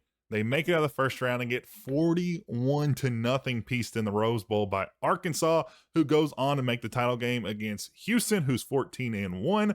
Auburn doesn't make it, narrowly missing the title game by 2 points. And then Nebraska also misses out against Arkansas. Buffalo was in there as a 23rd. Utah State has made a couple appearances in the last few years. Notre Dame's here as well. Illinois. UConn also making a resurgence back here, just getting promotion this past season after getting demoted, I think, 2 years in a row or 2 out of 3 seasons. And South Carolina also makes a return, which I don't think they've been in the playoffs in recent years, but they were, I think, in our first title game or one of the first. This is going to be our first title game not featuring team from the SEC in a while. We have Houston, who's from the Big 12, which is going to be tier 3, and then Arkansas from the Big 10, which is going to be tier 2, which I think both of these teams earned a promotion, so they'll be in tier 1 and tier 2 next season. But this could be the first time that tier 3 wins a national title if Houston can win it all. And on to our 10th championship game. All I know in this one is the fact that Tennessee won't be able to win their 4th in a row, but Arkansas off the jet sweep gets a nice gain there, and they're going to be inside the 10. 2-minute warning is come and gone now. 4th and 4 from the 7. They need to score here if they're really going to seal the deal, and that's going to be a wide open man. Nobody's on them over there. Arkansas scores another touchdown, and they could have just put the final nail in the coffin for the Cougars. But the Cougars get the ball back here with a Heisman winner. He has a chance to make his name etched in college football glory, and he gets one right there across the middle. Now 48 seconds left. I just don't think they have enough time, but he's still passing, and that's going to be picked off in the end zone, and that one will officially seal the deal for the Cougars. The Razorbacks have won their first national title and our 10th of the video, and they're going to be our 6th different title winner. Not as many in the first half or first 5 years because Tennessee wanted to go on a dynasty run there the last few years, but they're going to be another team to win this one and just continue the dominance of parity in this video. And Houston won't be able to get the Big 12's first national title, so the Big 10 will end up with their 4th, which is only 2 behind the SEC. The Heisman winner wasn't able to get their team over the hump here. Matthew Mendenhall had 145 yards, which wasn't too bad. Arkansas had a little bit better. 1 yard better, not anything crazy. The run games were pretty, mediocre as well. I'm not saying that's great, but 70 yards there, 50 something there. But all in all, it was pretty one-sided. Houston wasn't even able to score a touchdown in this. And before we get to the 10-year recap, we have Notre Dame, Tennessee, Ole Miss, Ohio State, and LSU as the top classes this season. Nebraska is also up there. Colorado, who didn't have a great year, is in that 7th spot. The SEC does get back to where they have all top 10 teams. They don't have the 11th, though. That'll be in the Big 10. That's going to be Alabama, which is expected. I thought they would have a little bit better of a chance to get, in like the top 5. Some of the other teams who's fallen a rank for the first year, have been able to do that. Miami, North Carolina State up there as well. And the Big 12, Florida, who didn't have a great season, is going to be a top 30. Houston, who had a really good run to the national title game, is going to be top 35. ACC sees one top 40, a couple top 50 teams as well. American, a top 60. Syracuse, who just got promoted, is going to be at 64. Pac-12, just around there. Iowa State, who's not had great time of it the last handful of years, but they did have 2 promotions in the last 2 seasons. They're going to have a top 70 class this season. Sun Belt, 2 top 100 classes. Conference USA has a really good run at 5 top 100 classes. They're probably the strongest tier 6 program or tier 6 conference. And the Mountain West Conference has 2, and the MAC doesn't have any. They barely miss it with Jacksonville State. And the top high school prospects are going, the number 1 overall player is going to go to Tennessee. The number 2 overall player is going to go to Tennessee. I feel like that's happened at least the last 2 years, I know for sure. And we'll see like the top 10 or so players here. And I feel like a lot of these players just don't really make an impact on their teams. I haven't seen a bunch of these guys later in the years. Obviously, I haven't been paying a ton of attention. Like I haven't been recording their names and such. But I just feel like those players aren't super impactful. But looking at the transfers, Arkansas, who just won the national title, gets the number 1 overall transfer player. Illinois up there, Georgia Tech as well. No team loses like a lot of players. Colorado uses a couple like top 10 guys, a couple top 15 guys. But in years past, we've seen like Ole Miss, Oklahoma, Tennessee lose like 3 or 4 top 10 guys in the country. That's not the case this season. And here's our 10-year recap. We're going to start out with promoters and promotions and stuff. The most promotions is going to be UConn in the number 1 spot. They have 5 so far, which is pretty impressive. They got all the way up to the SEC at one point before falling down and moving back up 1 spot. And then we have 6 teams tied with 4, and then a handful of teams with 3 as well. Most relegation is going to be Duke in that number 1 spot. They're also tied for the first place in the lowest or biggest demoters. They've moved down 3 rungs since the start of this. They were starting in the Big 10. Now they're in the Pac-12. And we also have 7 teams tied in that second spot with 4 demotions. You have biggest movers, though, is going to be teams that moved up and down and all around. That's going to be 5 teams tied with 7. UConn, FAU, Oregon State, Duke, and California. They really haven't had any security. They've only had 3 seasons where they didn't move. And then there's a couple other teams with 6 there. Biggest promoters, Miami, number 1 spot. Surprisingly, they've had the biggest or most success. UConn did have that at one point when they moved from the American all the way up to the SEC, but they've moved back down to the Big 10. They're still in 5th place or tied for, I guess, 2nd. But Miami's moved from Sun Belt all the way up to Big 10, and they have another chance to get to the SEC, which would be a 5-tier promotion. And then the biggest demoters, there's a handful of teams or 4 teams tied with 3. So they've moved down 3 rungs. UCLA, Duke, Cincinnati are all there. Cincinnati's in the lowest of the low. Even Navy was up there with them. So they're both down in our bottom tier. But when you look at a team like Cincinnati, you would assume they would probably be better than a military school, but that's just not the case. Now, when you look at the national title winners, you have 7 different winners in 10 seasons, which is absolutely crazy. So much parity. Tennessee did go on a 3-peat, which is just wild. Colorado also in 2nd place with 2. They won 2 in 3 seasons, didn't get back-to-back. But Tennessee, the 33, 34, 35 run was crazy. Then we look at the conference performance over that run. SEC has the most college football playoff appearances with 43. Big 10 right around that 30 mark. And then you see down all the way at tier 5, there's 8 appearances with the American leading that tier 5-3 over the Pac-12. And then both tier 6 appearances have been by the Mountain West Conference, but they haven't had any in like, I think 6 seasons or so. Then you also see the years that each conference won. The SEC went on a little 5-peat run from 31 to 35, but Arkansas just dethroned them as they won the 36th national title. And then Colorado is the only team to win a title in 2 different leagues. They won in the Big 10, got promoted, didn't win it, and then they won it a season later, which is pretty impressive. And now we're on to season 11, and Clemson is going to be at the top of the SEC. Tennessee, Pitt up there as well. Tennessee's looking to go 4 in 5 seasons in terms of national titles. They weren't able to 4-peat last season. And we were just talking about how the big teams or big name brands like Texas and Notre Dame and all the Ohio States of the world aren't having a great success in this dynasty, and Texas is going to really solidify that. They went 0-9 this season in the SEC, and they'll fall down into the Big 10 next year. Arkansas will follow them after they just went to a title game last year. And then there are like 12 teams here tied at 4 and 5, and then we're going to have to go with the tiebreaker of 5 and 7 teams, which is Ohio State, USC, and Notre Dame. And then going to points, It looks like it's going to be Ohio State that falls down a rung, which is just crazy. They've fallen off so much. They haven't even made a title game in so many years. They won the first national title, haven't made it back. Boise State, who had a really good run, has just kind of hung out up here in the SEC, the top tier. They're ascending down overall. 4-star program, which is pretty solid. But outside of that, all these other programs are big time programs you would think would have a chance if there was a system like that. Georgia Tech may be on the lower rung of that. They're a 4-star as well. But moving on to the Big Ten, Alabama, perfect 9-0 record. They're going to be headed back up to the SEC, followed by what looks like Oregon and Michigan, but then you have Washington down here as well with the 10-2 record, but the points leaves them down here. So Michigan and Oregon will be the other two teams. This was a pretty good season by the Big Ten, very top heavy in that one. And then down at the bottom, Houston, another team who was just in the national title game. They're going to be falling down a run back to the Big 12 where they went to the title game in last season. And moving on to the Big 12, Boston College, a perfect 12-0 season. We haven't seen one of those in a while, but Boston College, number one team in the country, has a chance to be the top seed in the playoffs if they can win their conference.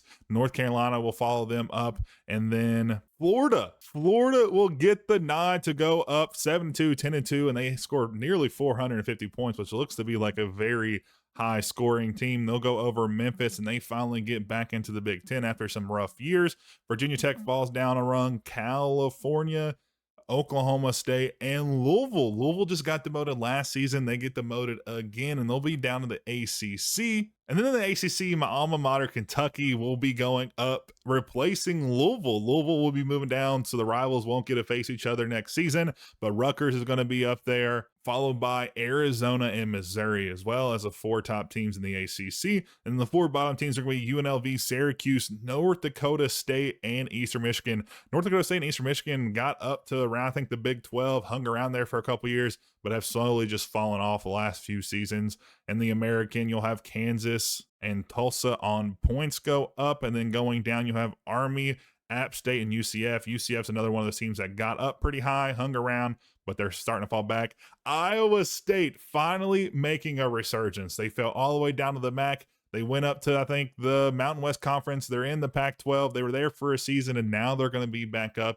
They'll be followed by Baylor as well, but the bottom 3 teams are going to be Sac State, ULM, and Fresno State falling down. And then speaking of these, North Texas, FAU going up. Conference USA sends Bowling Green State, Navy up. West Conference sends NIU and Nevada, and then sends down Marshall. And then the MAC sends up Cincinnati, who was only down here for a season, Southern Miss, and Western Michigan. And the staff moves for the 11 seasons are pretty interesting. The Arkansas head coach goes to the NFL after he had a national title appearance a season ago. Sonny Dykes retires. Chuck Martin also retires, which Miami has been really, really solid, and he's probably a big portion of the reason why, so I'm interested to see how they move up and down. Ryan Day, who's been at Notre Dame for so many years, I think more than half of this dynasty run so far, heads back to Ohio State, so maybe they'll get back to their winning ways. Steve Sarkisian was fired. He's going to Notre Dame.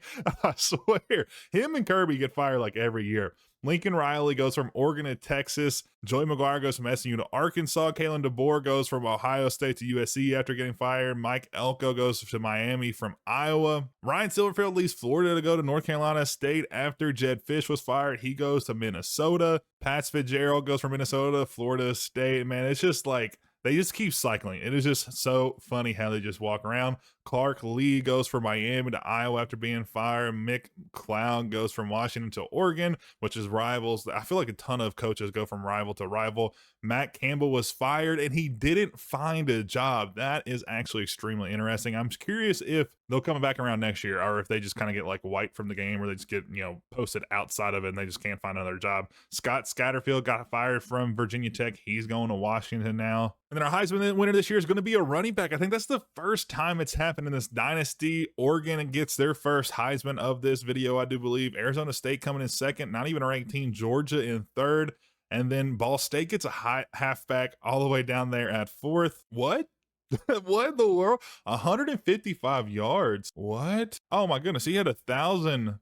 He's a running back that only had 155 receiving yards or rushing yards, but he had 1,200 receiving yards and he's almost a Heisman winner. The logic is completely broken. Holy. But Oregon's running back, the Heisman winner, he had 1,300 yards on the ground, which I feel like is pretty low for a top of the line running back, but he had 300 or so receiving yards as well. And then the only quarterback in the group here from Arizona State had 4,700 yards passing, 38 touchdowns, no interceptions, and he only ran for 109 yards and 2 touchdowns. I feel like he had an argument to win the Heisman this year. And just looking nationally, Oregon's quarterback had a 5,000 yard year, which I don't know who's in the national title game. I think it's going to be Oregon. They've played 16 games, so that makes sense. It's probably going to be Oregon versus Clemson.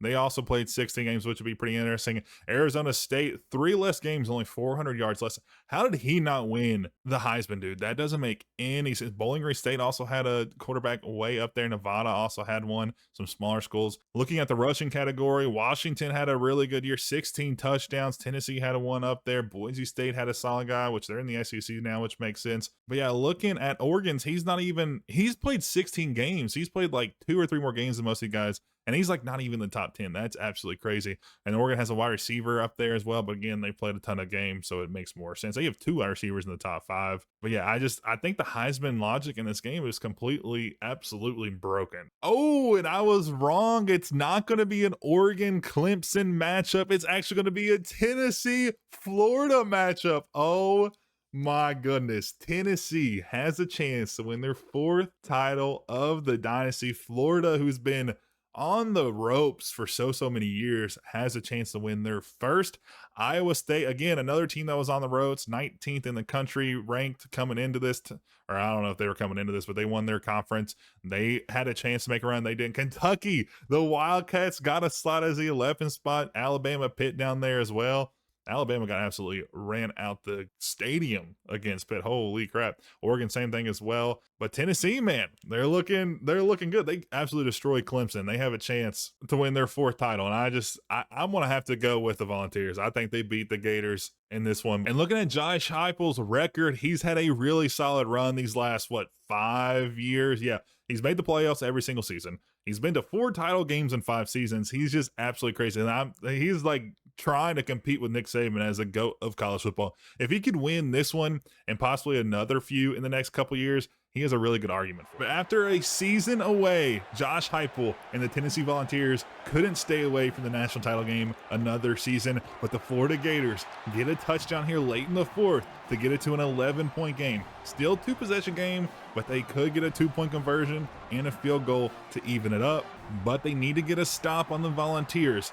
Now on into their 50, they're going to hand it off there, and oh my goodness, they miss a tackle, and the running back's going to get all the way inside the 10-yard line and inside the 5, in that one miss tackle. Could have just lost the Gators the game, and now it's on 3rd and goal, so they're just wasting more time here in the red zone, and they officially get another touchdown. Oh my goodness, the Volunteers have a chance to win their 4th title of the video. The Gators get the ball back. It might be too little too late, and that's going to be a pick. Game over. He takes a knee in the end zone. The Volunteers have officially won their 4th title. What a run by the Tennessee team. And there we have it. Tennessee basically cements themselves as a dynasty with this one. You probably could argue that they cemented that when they won 3 in a row, but they have won 4 in 5 seasons, taking down Florida in this one. And this is going to be the first time they've allowed a touchdown, I think, if memory serves me correct, since they've been making these national title runs. And it comes in the 4th quarter when the game was pretty much all said and done. And looking at Tennessee's quarterback, he had a decent day, 11 for 17, 120 yards, 3 touchdowns. Okay, maybe not just decent, pretty solid. And he's going to be only a sophomore, so he'll go into his junior year next year. So if Tennessee can keep him around, they're going to have a really good shot to make it back to the title game with an experienced quarterback. Also, their running back, 98 yards on 12 carries, which is probably one of the highest marks we've seen. Again, with these 5-minute quarters, it's not easy to get a ton of yardage here. Florida didn't have a great rushing day. And then passing wise, they threw 41 times, which is absolutely insane for 200 yards, but they just weren't able to get anything going. And that is why Tennessee was able to win their 4th title here in this dynasty run. And just looking at the past handful of seasons on the college football history tag, you have Josh Heupel winning 4. It's just crazy how successful he's been. I mean, they've been so dominant. They've outscored their opponents in title games 98-16. That is just an insane mark. If they didn't get beat, I think they got beat by either Houston or Arkansas. I think they made it to the semifinals last year. Correct me if I'm wrong, but they could have had 4 or 5 in 5 years. It's just It's just crazy. Like, it's honestly baffling how good they have been in this dynasty run, especially since in the first handful of seasons, they really didn't have that much success. And it's time for another national signing day. Notre Dame's going to be at the top with the most 5 stars. Tennessee's right behind them. Michigan, Nebraska, Oklahoma round out the top 5. And the SEC has taken a big dump this year. They only have the top 2, and then they have 4, 7, 8, 9, and 10. Typically, they have at least 4 of the top 5 schools, but not this year, because a couple of those are going to be in the Big Ten. Michigan, Oklahoma, Alabama, even Georgia and Penn State coming in, rounding out the top 15. Big 12 gets a top 25 school, and Boston College, a 26th and 28th ranked as well. And the ACC falls a little bit. Typically, they're right around or a little bit below the Big 12. They are all the way down at the 40th spot as the highest in their conference. The American, 45th, 58th, not too shabby. The Pac-12 should be a little bit below that. They're a little bit higher than what we've seen in years past. Typically, they're about 10 spots lower, but Baylor, UCLA up there in the top 55-ish rank. Mountain West Conference got a couple top 100 classes. Sun Belt has 3 as well. And then Conference USA only has 1. And the MAC doesn't have any. Not even Cincinnati can get a top 100 class. And they are going to be on the ropes. 27 2-stars, only 2 3-stars. Not a good run by them. But they will be promoted next year, so maybe they'll be able to get back on their horse and figure out a way back to the Power 4. But looking at the top high school prospects, Ohio State, Nebraska, Georgia, Tennessee all up there. No team's gotten doubles yet. Tennessee's got 2 in the top 10, Nebraska as well. So a lot of these guys probably won't pay a big portion in the next season, but they'll be around in a couple years. And then looking at transfers, you have Michigan getting a Nebraska and a Notre Dame losing a couple here in the top 5. Nebraska, Notre Dame losing a lot of players in the top 15. Tennessee hasn't lost anybody, which is pretty impressive. So they should have a very solid roster next year. And another season means another look at the top teams, and it's going to be Tennessee, number 1 overall, 10-2 on the season. Colorado's up there as well. Auburn, who got promoted a couple seasons ago, has been at the top of the SEC the last few years. You see Clemson up there as well. Boise State still staying solid hover around 500 in the league. Notre Dame stays up. Alabama, who just got promoted, was at the bottom of the conference, but they do stave off demotion. That'll be for LSU, Illinois, and USC this time. The Big Ten sees Ohio State after a year going down. They're going to go 9-0 in the conference, 11-1 overall. Texas, 8-1 in the conference, 11-1 overall. And Penn State with the last promotion up. Oklahoma's going to get left down here. Florida had a strong season after making a title game last year. Georgia, who should be really good, 5-star program, nearly 90 overall, still hasn't been able to find their way out of the Big Ten yet. Utah State still hanging around up here in the Big Ten. Kansas State up here as well. Florida State, a team who started out, I think, 4+ stars, down at 3 stars, 77 overall, still fighting off demotion this year. But we'll see Stanford, Washington, and then it comes to a tiebreaker, but TCU will go down over Texas A&M, who barely gets by and stays up in the Big Ten. They'll have to try to get a better season next year if they want to stay up. But Memphis in the Big 12, they're number 4 team in the country, 7-2 on the season. They'll be headed up. Missouri and South Carolina will go up on a tiebreaker over Maryland. Rutgers is here in the top 25. UConn sitting nice and pretty in the middle conference. Miami, who we talked about last season. Arkansas State here as well. Kentucky, after getting a promotion, will hang up as well. But 4 demotions this year are going to be West Virginia, SMU, New Mexico State, and Arizona, who went 0-9. They'll be headed to the ACC, replaced by Texas, and Kansas, and then Buffalo and Tulsa. We haven't had a lot of tiebreakers, I feel like, this time. Iowa State, who's had a couple promotions in the last handful of years, they'll at least stay in the conference, if actually, just kidding. They won't. They'll be one of our teams to get demoted at 3-6. So I thought they were safe, but they're kind of a 4-8 overall record, which is going to be one of the 4 teams to go down. Virginia Tech, Oklahoma State will go down as well, and then Wyoming will be the last team out. And they'll be going to either the American, which we'll see Purdue and Charlotte go up, or they'll go to the Pac-12, which we'll see in a second. Syracuse doesn't get another promotion. They've been working their ways back. Eastern Michigan stays after getting demoted, but FAU, Virginia, a Power 4 team going down to Tier 6, and then Ball State will follow them there.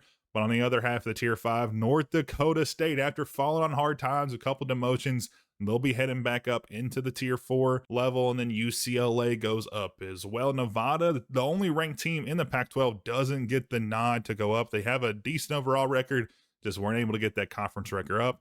Oregon State suffers another demotion. Well, it looks to be North Texas and then New Mexico by a measly 2 points over UNLV, and that's where scoring a ton does matter in this one. And then the Sun Belt will send up UCF and UA. Mountain West Conference sends up LA Tech and San Diego State over Hawaii, and Middle Tennessee State will be headed up as well. And then we have a 4-way tie here.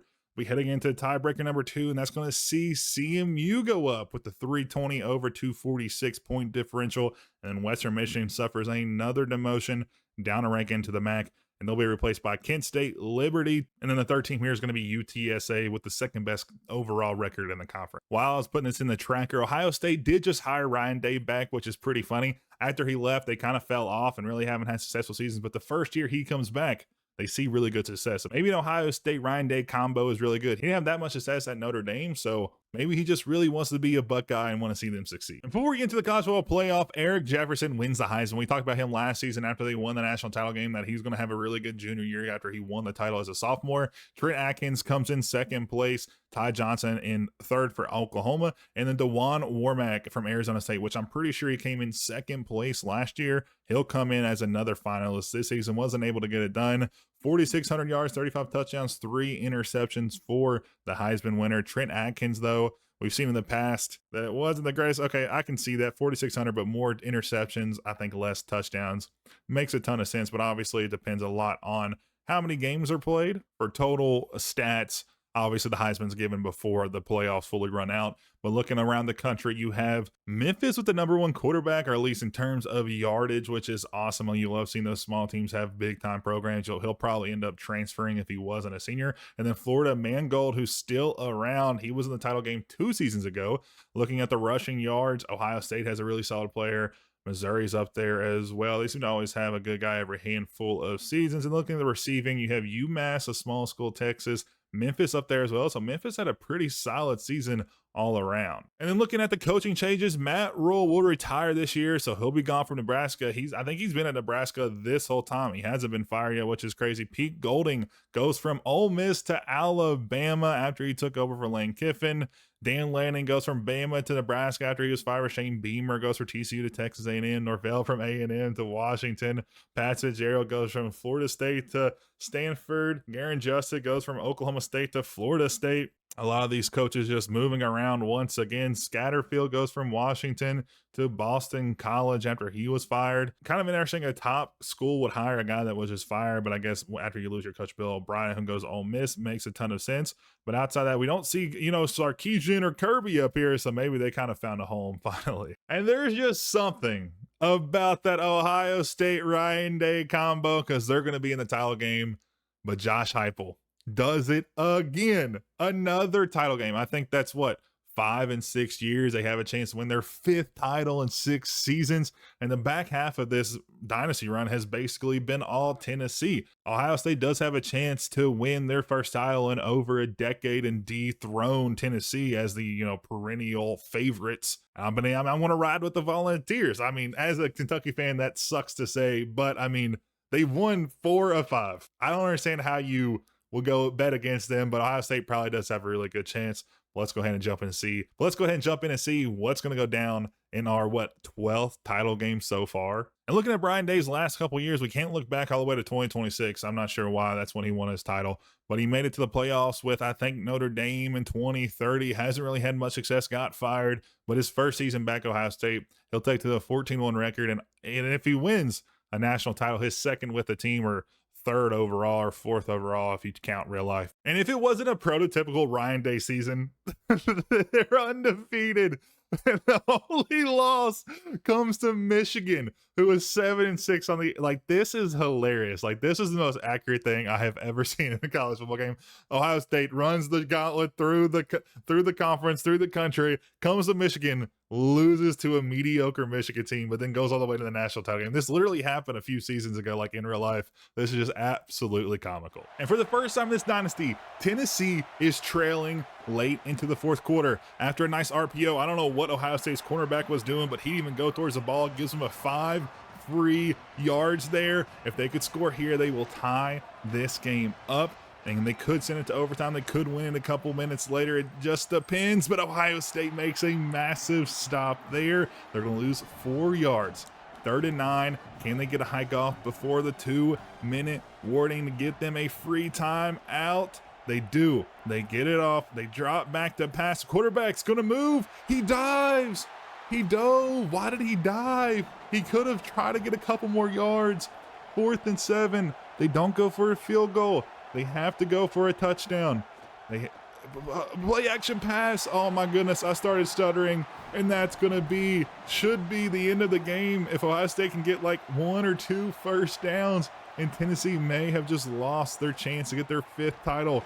Oh, it's a fumble, but Ohio State recovers it. Oh my goodness, that would have been an insane turn of events if they would have had that ball there. 3rd and 3, 1 timeout left for Tennessee, so they still have a chance to win this game, and they get intercepted, and that's a wide open lane to the touchdown, and Tennessee just tied the game up.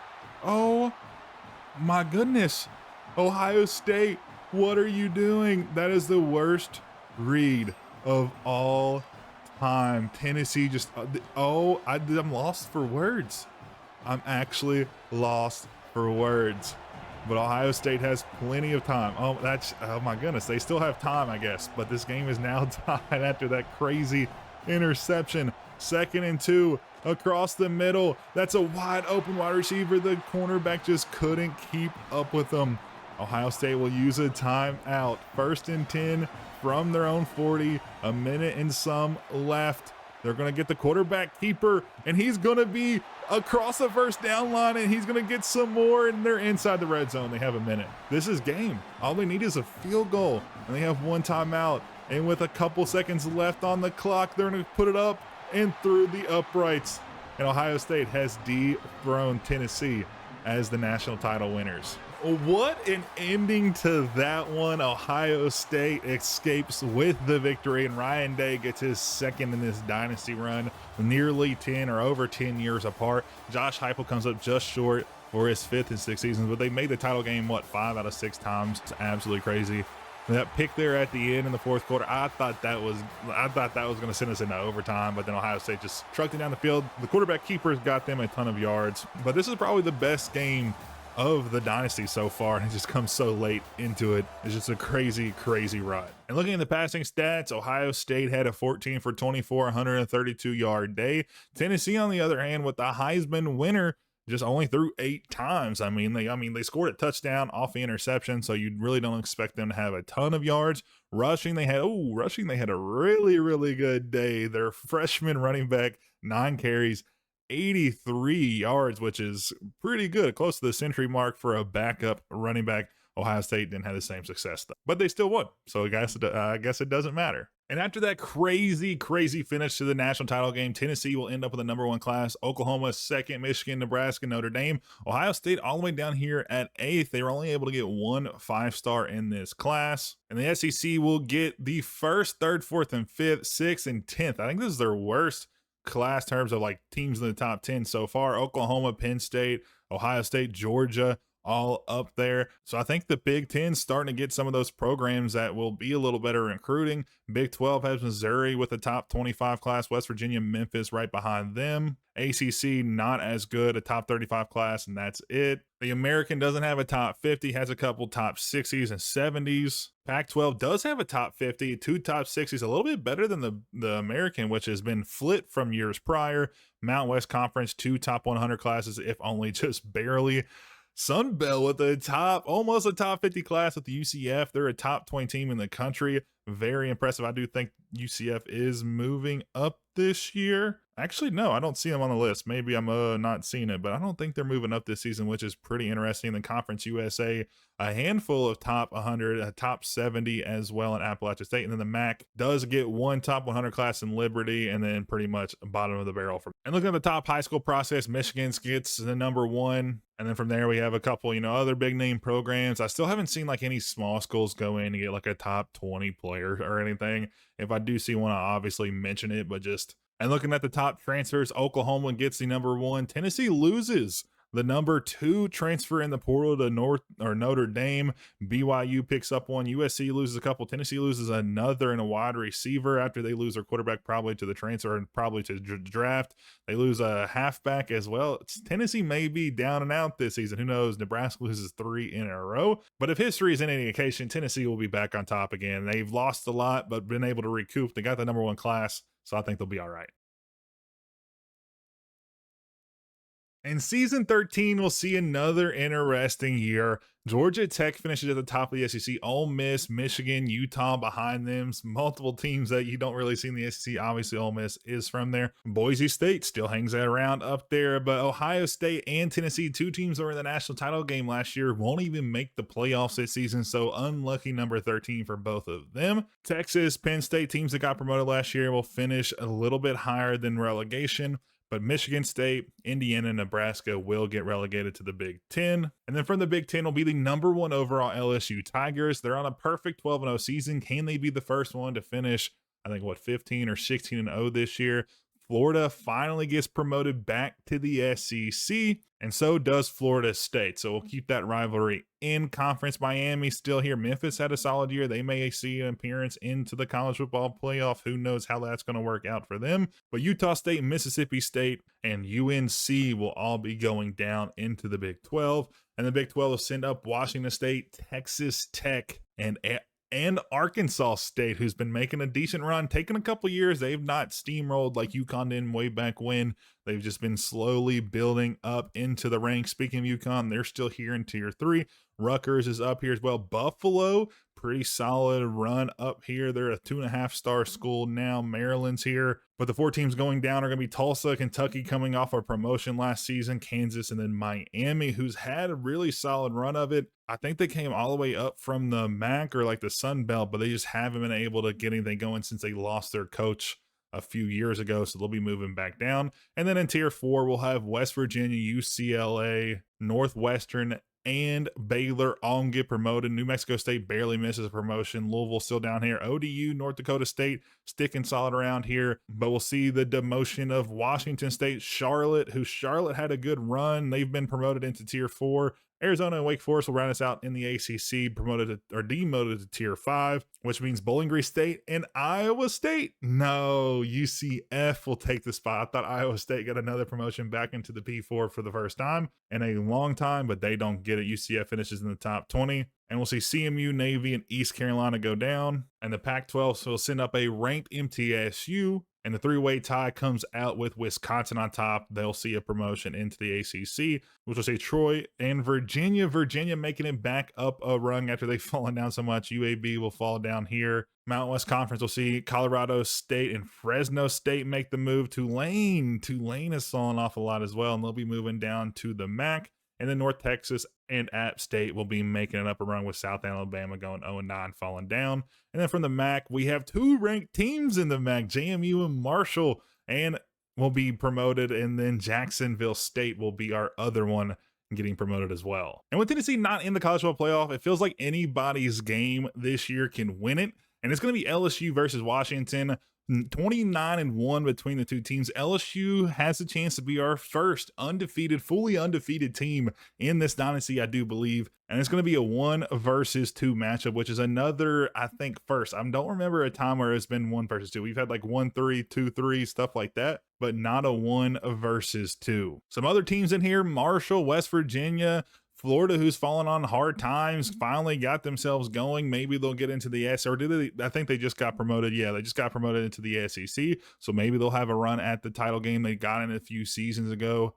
Michigan also almost made it. Georgia Tech, who finished at the top of the SEC, had a really solid season as well. But I'm honestly banking on the Tigers to win. I would love to see an undefeated season for the first time. It'd be pretty impressive. But LSU does have a 3rd place finalist in the Heisman race. They had an insane wide receiver. It looks to be very, very good. He'll be gone after this year. West Virginia wins the Heisman, though, with a transfer quarterback who went to South Carolina and UCF. He's thrown for nearly 3,500 yards, 33 touchdowns, 7 receptions, ran for 600 plus yards. Not too shabby.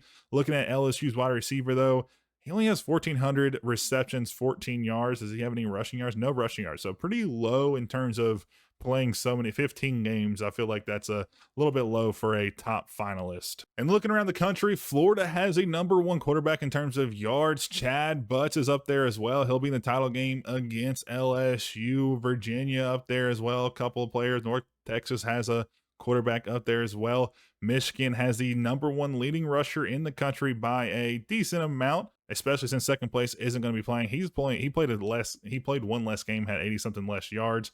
But here's the top handful: Western Kentucky, Michigan, Middle Tennessee State, Ball State, New Mexico State up there as well. I can't talk right now.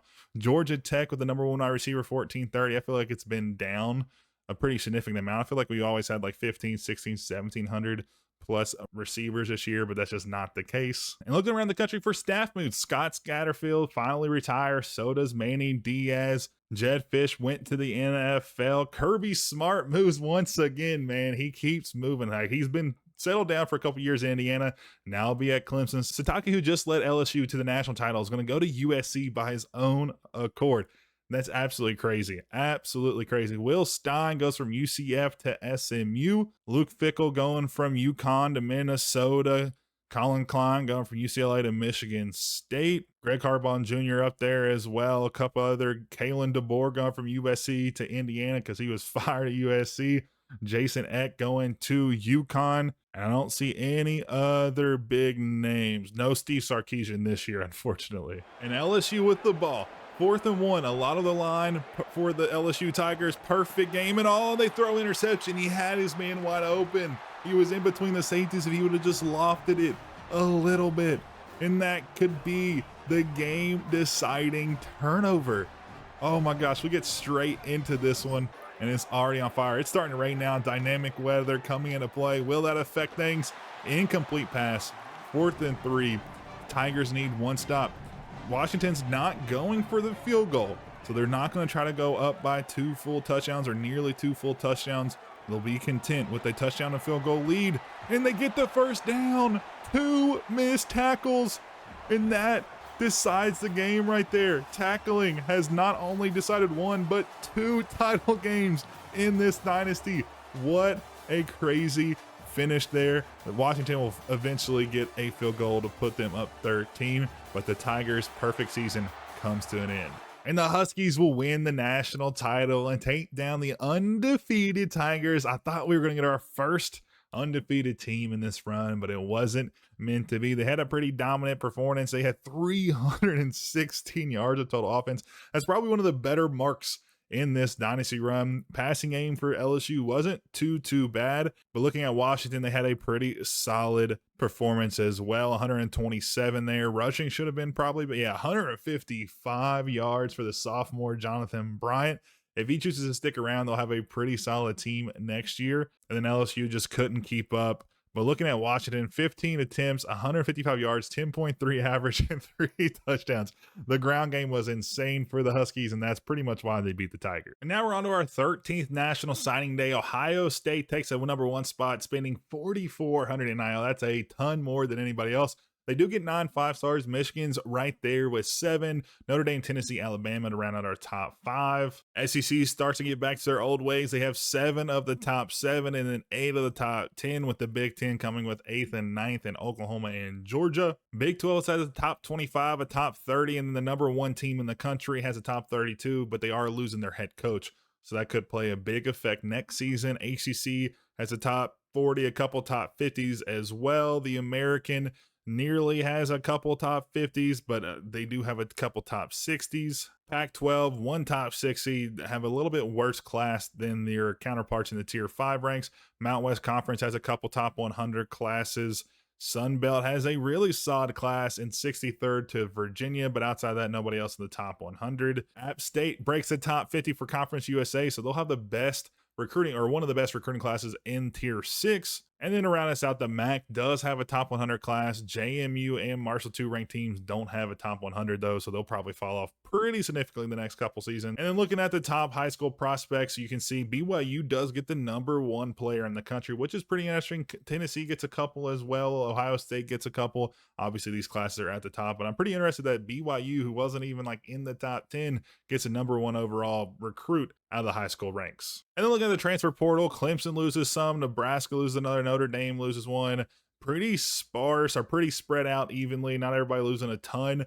Michigan loses a couple top 15. Notre Dame loses another one. Missouri loses another. Iowa State loses one as well. He'll be heading to Iowa, which is pretty funny nonetheless. Washington loses a player. Washington will lose one at Oregon, but doesn't follow his new coach. I would love to see EA add that in. Like if your coach leaves, they'll follow that coach, or a lot of players that like are looking for like coach prestige or something, they'll follow that coach in a new school, because it does happen in real life. It'd be cool to see in the game. And what I just noticed when I was moving these teams around in custom conferences is Washington was our first Big 12 team, or I think they were our first Big 12 team. I'm not sure. I don't remember if last year's was. I don't think it was. But Washington was our first Big 12 team to win a national title. So that breaks the streak of where the tier 1 or tier 2 continues to win it. And they'll be headed up to the Big 10 next season to see if they can repeat it. They probably won't. They don't have the best team, 80 overall. I don't know how they made a run into the national title game and won it, but they do have a chance to at least try to compete in a bigger conference. And something else I forgot about earlier when I was looking back trying to keep up with the log is that Washington actually won our second national title. So they're also a repeat title winner, which is something I didn't really like even think about, because that was like a week or two ago that I recorded that, so I didn't really remember. But I just thought that was interesting. I would have told y'all probably already knew that because y'all saw that, but I just now realized it. And our second to last season here is going to be Georgia Tech at the top once again. 9 in the conference. Doesn't have a perfect season though. Auburn, Tennessee. So Tennessee has another run at it. They can win another title, which would be their 5th here. BYU, Utah, Clemson, Boise State still just hanging around. Hasn't been able to have any success, but they haven't been demoted in so long. And then Kansas State, Ohio State, who just won a national title last season, or not, sorry, 2 seasons ago, will be out of the SEC. Oregon will follow them down as well. And then the Big 10, Oklahoma, Miami move up along with Texas A&M, who returns to the SEC. And then we see South Carolina, Arkansas State, and Florida State. No, Texas Tech will fall again. They fallen in the last 2 seasons, so they'll follow another one. The Big 12 will send up Maryland, who has a perfect record, so they could be another team. We've had like 3 teams the last 4 seasons come out of the regular season with perfect records. None of them have had the success that we thought they might in the college football playoff. Houston, Northwestern. No, Northwestern gets passed by NC State because they have a better overall record. UConn still hanging out around here in the bottom half of the Big 12. Utah State still up, or no, Utah State will lose as well because they're going to be demoted because they're all tied for last place. North Carolina, UCLA, and Mississippi State. And then rounding out the P4 and Tier 4, you have SMU, New Mexico State, Louisville, and then North Dakota State gets the nod to go up a rung. But on the other end, Kentucky wasn't so favorable. They'll fall down with Middle Tennessee State, Wisconsin, and Tulsa. And then from the American, you have UCF and Virginia Tech heading up a rung. And then the 3 teams falling down here are going to be Eastern Michigan, North Texas, and Wake Forest. Oh my goodness, they get outscored by 40-something points, and they're going to have to move down a level. And then the Pac-12 will send up Nevada and Oklahoma State, and they'll be sending down UTEP, NIU, and Fresno State, who got outscored by 119 points to Arizona. And then Tier 6, Southern Miss will go up, UTSA. Ooh, this is interesting because they didn't play the same amount of games as the rest of the conference, but it will be UTSA. And then Louisiana Tech will move down. From the Sun Belt, JMU, East Carolina will go up, Liberty will go down. Yeah, Liberty will go down.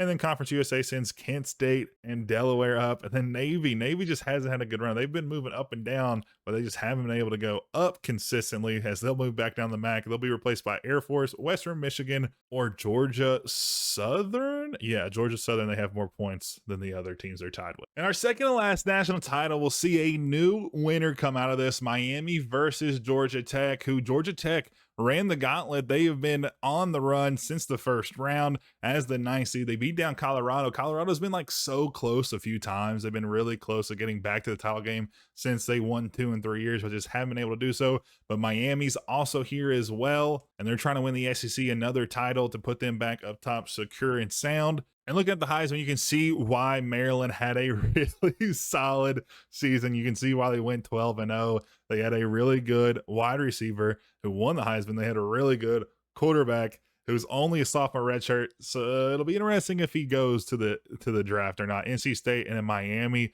who's in the title game, has a really good quarterback as well. And then looking nationally, you can see kind of the top players in the country. Maryland's, I think, top 5 in the country. New Mexico State had a top 10 quarterback as well. And then rushing, SMU, Old Dominion, App State, some smaller schools getting some premier rushers. I feel like it's a little bit down this year, though, but they still had a pretty good season in receiving yards. So the Heisman winner doesn't even have the #1 amount of receiving yards. He has the most touchdowns. No, not even the most touchdowns. So very interesting for a wide receiver to not win it, or to win it and their quarterback not win it, especially when they don't lead the country in receiving yards. But here we go with the coach moves. Only a couple moves left. Dabo Swinney finally retires, 81 overall.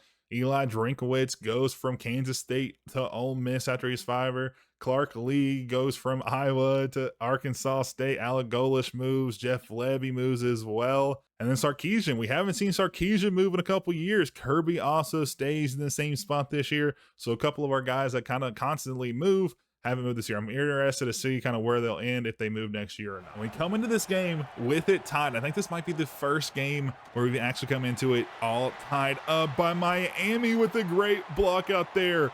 On by a wide receiver, gets them inside their own 25, and a little RPO action, another explosive play, and they'll get the first down. And now we're going to be under 2 minutes, or at the 2-minute timeout. Miami has a chance to score a touchdown in a wide open lane into the 4-yard line. The quarterback will dive.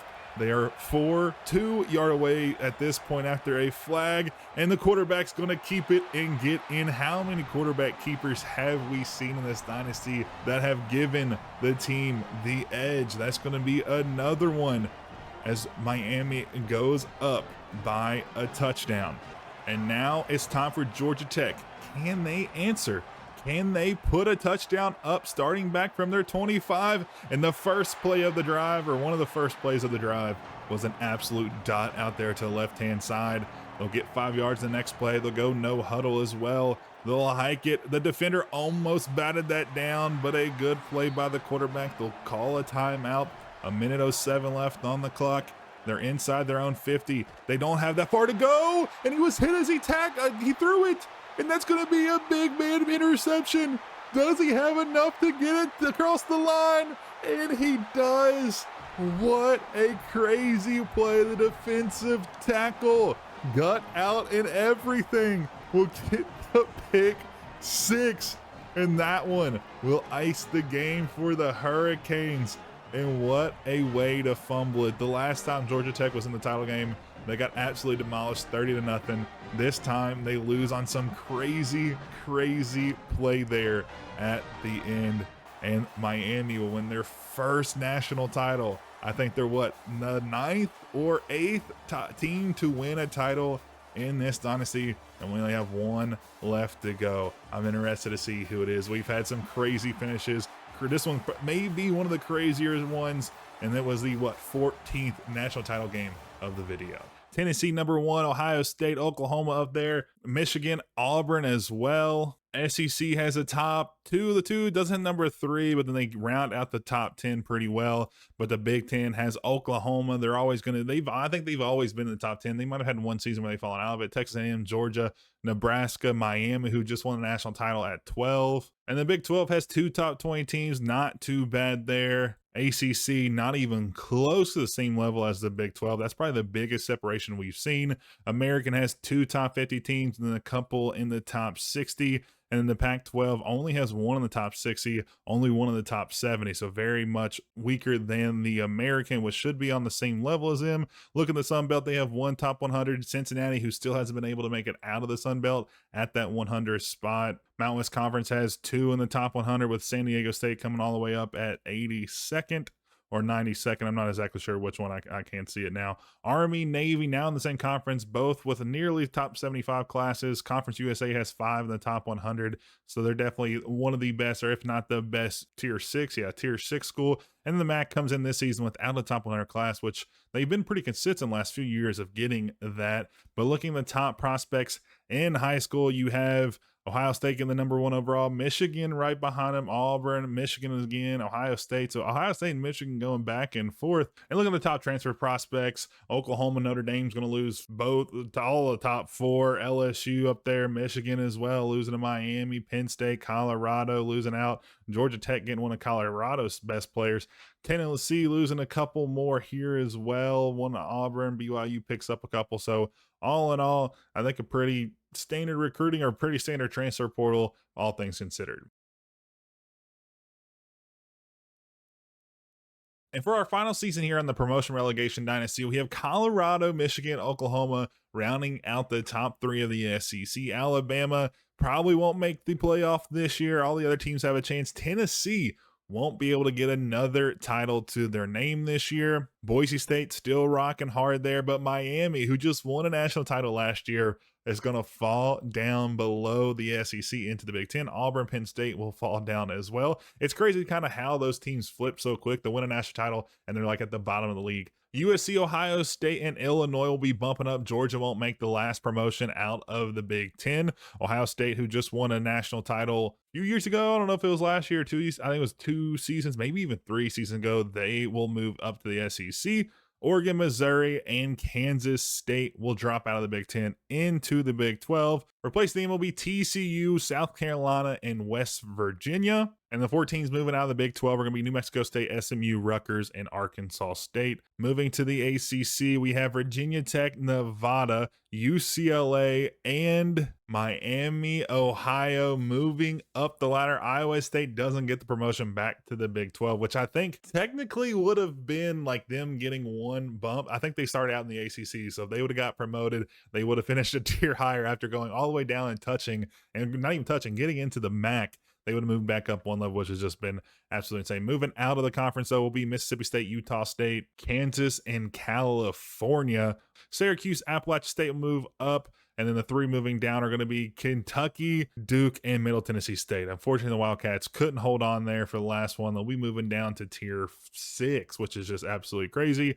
Arizona and Sam Houston State will be moving up into the ACC, with Southern Miss, Wisconsin, and Troy moving out. And then in tier 6, we have Fresno State, who went 8-0, and then New Mexico State moving up, and then Oregon State moving out. And then in the Sun Belt, Eastern Michigan and Charlotte will be moving up, and then Florida Atlantic will be moving down a rung. And then for our last tier 6, Ball State and UMass will be moving up, with Kennesaw State moving down. And then the MAC will finish out with Tulane, Liberty, and San Jose State moving up a rung. And Tulane doesn't end the dynasty in the bottom rung. They'll at least be in tier 6. And the final staff moves will see some big firings. Dan Lanning gets fired from Nebraska. He's going to Notre Dame.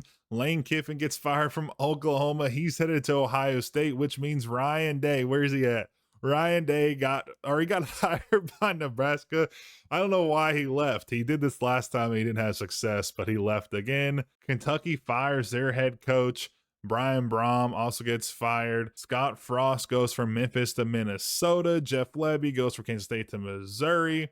Luke Fickell, who just moved on from UConn the prior season, goes to Minnesota, gets fired in 1 year, then Arizona State. Mike Elko got fired from Miami. He's going at Clemson. Lincoln Riley will move from Texas to Miami, not even a ranked team. And then Steve Sarkisian, who hasn't moved the last couple years, he's going to move from Notre Dame to Oklahoma, which is a team that was one of his biggest rivals when he was at Texas, but now he's moved on, I guess, forgot about that. And then looking at our bracket, the final one of the dynasty, we'll see Colorado have a chance to get their 3rd title in this run.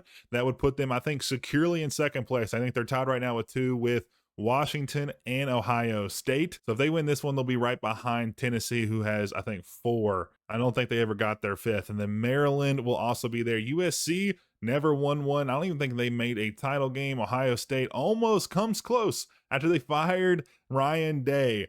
Or I guess he leave, whichever one. After their coach left, they got so close to winning or getting back to the national title game, but they don't. Virginia Tech falls short to them. Syracuse finally made a playoff. Oklahoma, Arizona State there as well. Oklahoma, Texas A&M, Michigan, TCU, and Illinois. All the teams we've seen a few times. I don't know. I'm not sure if TCU ever actually made. They had 5 losses this season, which is just crazy that they were able to make the playoff. But looking at the Heisman, Oklahoma wins the final one. USC coming in close, Ole Miss, and then Eastern Michigan had a quarterback get all the way up there into the finalist spot. He's been there for 4 years. He threw for 4,800 yards, 35 touchdowns, and 8 interceptions. Not too shabby from a small school, but the wide receiver who won it all, he only had 1,400 yards. Did he have any rushing? No. I just think the way they calculate wide receiver stats in dynasty mode is just absolutely insane, for at least for the Heisman standings. And you look at USC's quarterback, he had 4,200 yards, 30 touchdowns, 5 interceptions, pretty solid. I'm sure he had more rushing yards as well that should have bumped him up.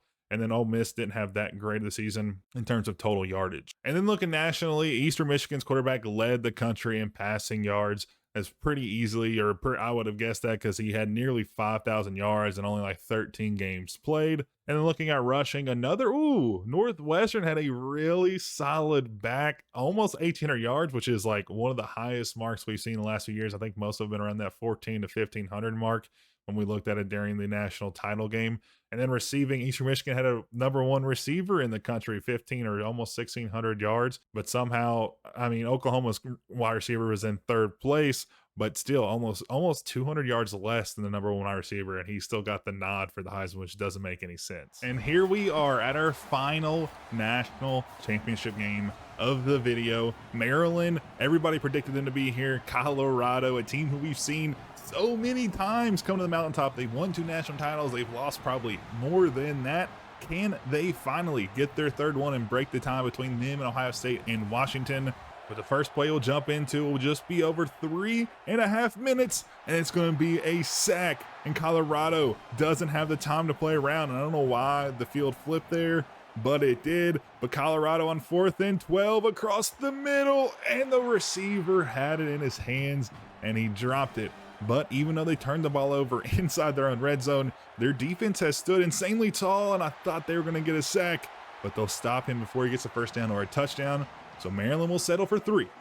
It's still a doable game. Still 2 scores, but it's 2 touchdowns. And the tight end breaks a tackle. He breaks a second. Can he break a third? No, he's brought down. What a play would that have been if he was able to get into the end zone from that?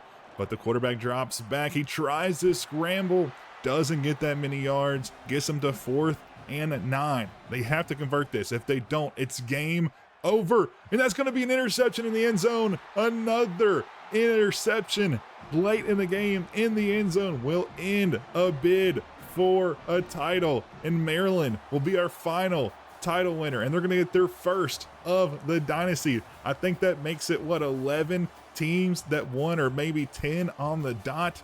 What a crazy, no, it's not. Definitely not 10. Definitely not 10. It's like 8. I think it's 8 because there's multiple teams that won too. Math is hard sometimes. But Maryland wins the final title in our video. Their quarterback went absolutely crazy though. Nearly 250 yards, 57% completion. He did throw that interception late to pretty much seal the deal. If they would have got a touchdown there, maybe they can, get an onside kick, force a turnover, do something. But it was pretty much all said and done after that. On the other side, the Terrapins had a pretty good rushing game. Almost nearly 100 yards, but passing for Maryland looks pretty good as well. 205 yards, 60% completions, 3 touchdowns, which was crazy, which was a really big help and a big reason why they were able to. And now that this video's over, we'll just go back and review a bunch of stuff like records, see if anybody broke records. We'll also review all of the national title winners, and I'll pop up the little screen that I've been showing, kind of just seeing the details of who's been promoted and relegated. But looking here, I think this also was probably the first time a winning coach wasn't a real life coach. I don't know who this guy is. I don't know if he's a real life coach, coordinator, whoever. Let me know in the comments if you're all still here. But looking at the rest of it, Miami, Washington, this is still the craziest. Tennessee winning 4 or 5 years and then making it a 6 year and almost being able to win and take down Ohio State. If they would have won that, they would have had 5 in 6 years, which would have been crazy. Heupel gets 4 titles in this one. Colorado also gets 2 early on.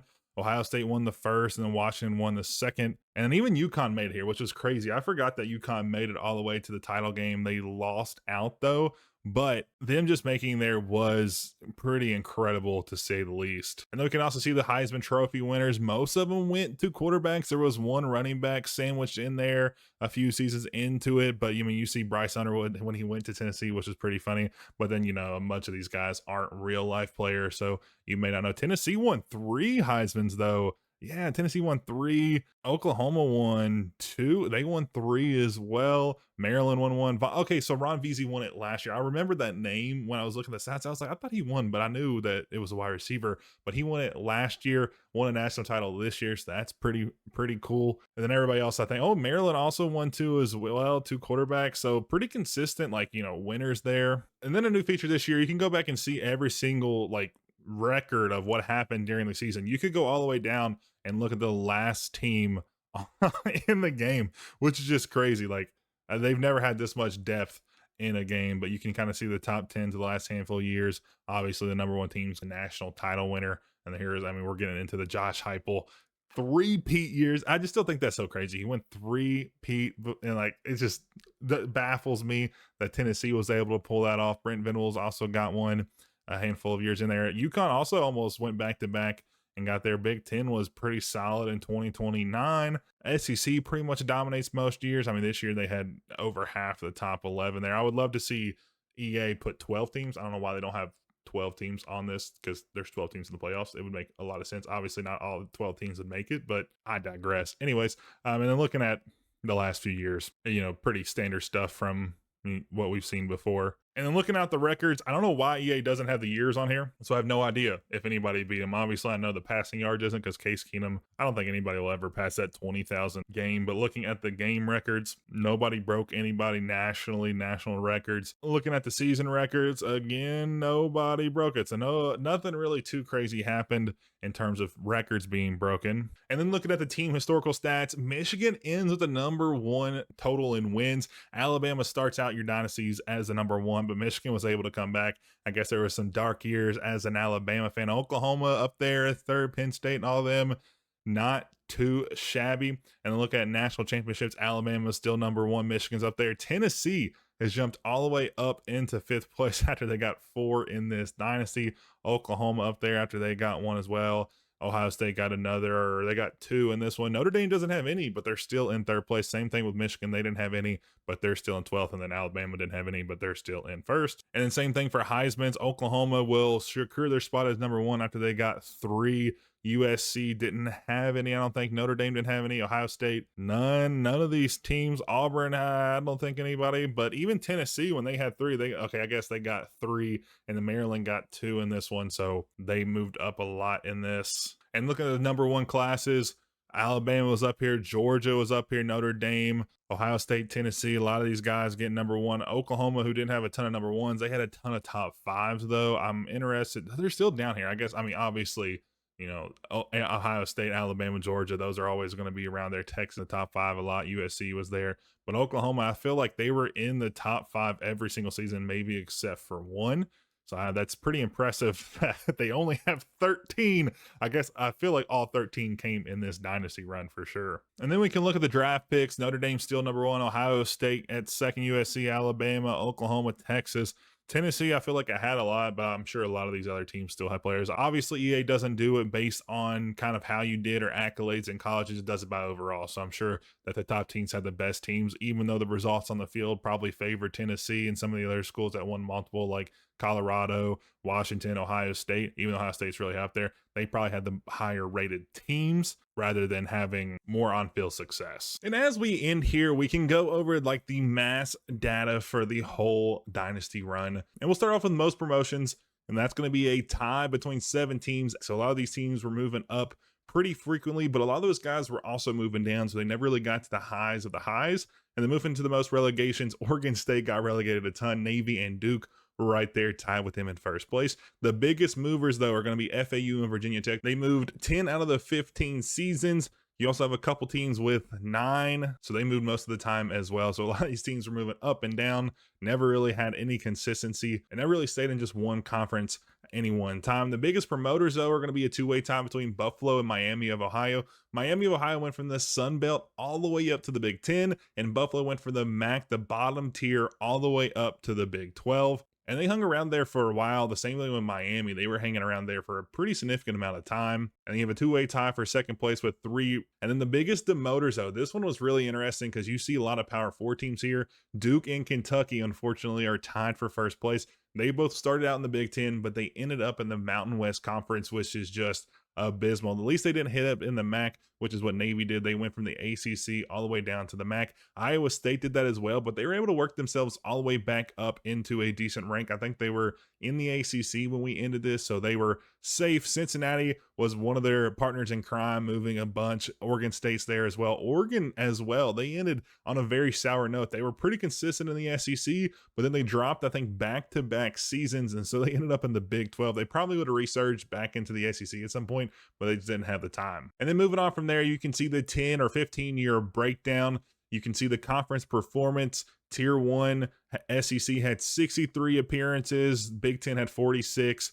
34, 23, 12, 2, and 1 respectively. I'm surprised that the MAC actually had an appearance. That was Marshall, I think, in like 2038 or 2039. They just had a really good season. I think they were 12-0 and actually made it, snuck in. I think they weren't supposed to make it. They were like 15th when we looked at them, but I think they won the conference and had some good maneuverings. And then for the breakdown between like the tiers that have multiple teams, the 12 appearances, 9 of those went to the American, 3 of those went to the Pac-12, and I think all 3 of those were within like the first 7 years. So the American dominated the last half of this dynasty. And then tier 6, both of those were Mountain West Conference appearances. And then the national titles, you can see, were split basically 50-50 with the SEC and the Big 10. The Big 12 did get one in there, which was pretty interesting. Washington won that, I think, in 2038, and they had their second. They got demoted from the Big 10 at some point and then were able to win it in the Big 12. And I'm very surprised, though. I would have expected it to be a little bit more heavily weighted to the SEC, but I mean, a lot of the schools that won it in the Big 10 were teams that actually made it up. I mean, Colorado won it in both. Ohio State won it in both as well. Arkansas was also in the SEC a couple. Miami was in the SEC for a long time. BYU was in the SEC for a long time. So it was pretty interesting to kind of see how those top teams were really kind of around the same ranks. I mean, you probably had like really 25 to like 28 teams that were, you know, competitive and possibly could have won. But since we only had 20 teams, some of those teams fell, and those are the teams that ended up winning the national titles. And looking at the years they won, the SEC went on a little 5-run streak from 2030 to 2034. 4 of those coming from Tennessee. That's just absolutely absurd. They won all theirs in the SEC. And then you can see the breakdown of each teams. Ohio State started us off. Washington went back-to-back. They both went back-to-back twice, which I thought was pretty interesting. And then Colorado also was tied for second place with 2. They had a chance to get the third late there in the dynasty, but they didn't finish it out. And then Tennessee, Josh Heupel combo, absolutely devastating. 3 in 3 years, 4 in 5 years, had a chance to get 5 in 6 years, barely lost out to Ohio State in 2037. And then we had Miami, who got their first one in like 30, 40 years. And then Maryland got their first one, I think, in a long time. I think they technically have a title. I don't know if it's an actual national title or just a claimed one, but I think they do have one. But with that, that's all we had today for you guys. This is a long video. If you're still here, I appreciate you a ton. I would love for you all to stick around, support the channel if you could. Hit that subscribe button, hit that like button. That's all you have to do. It's completely free to you all, and I would be super, super grateful. But with that out of the way, I appreciate y'all tuning in. I hope y'all enjoyed, and as always, I'll catch you all in the next one.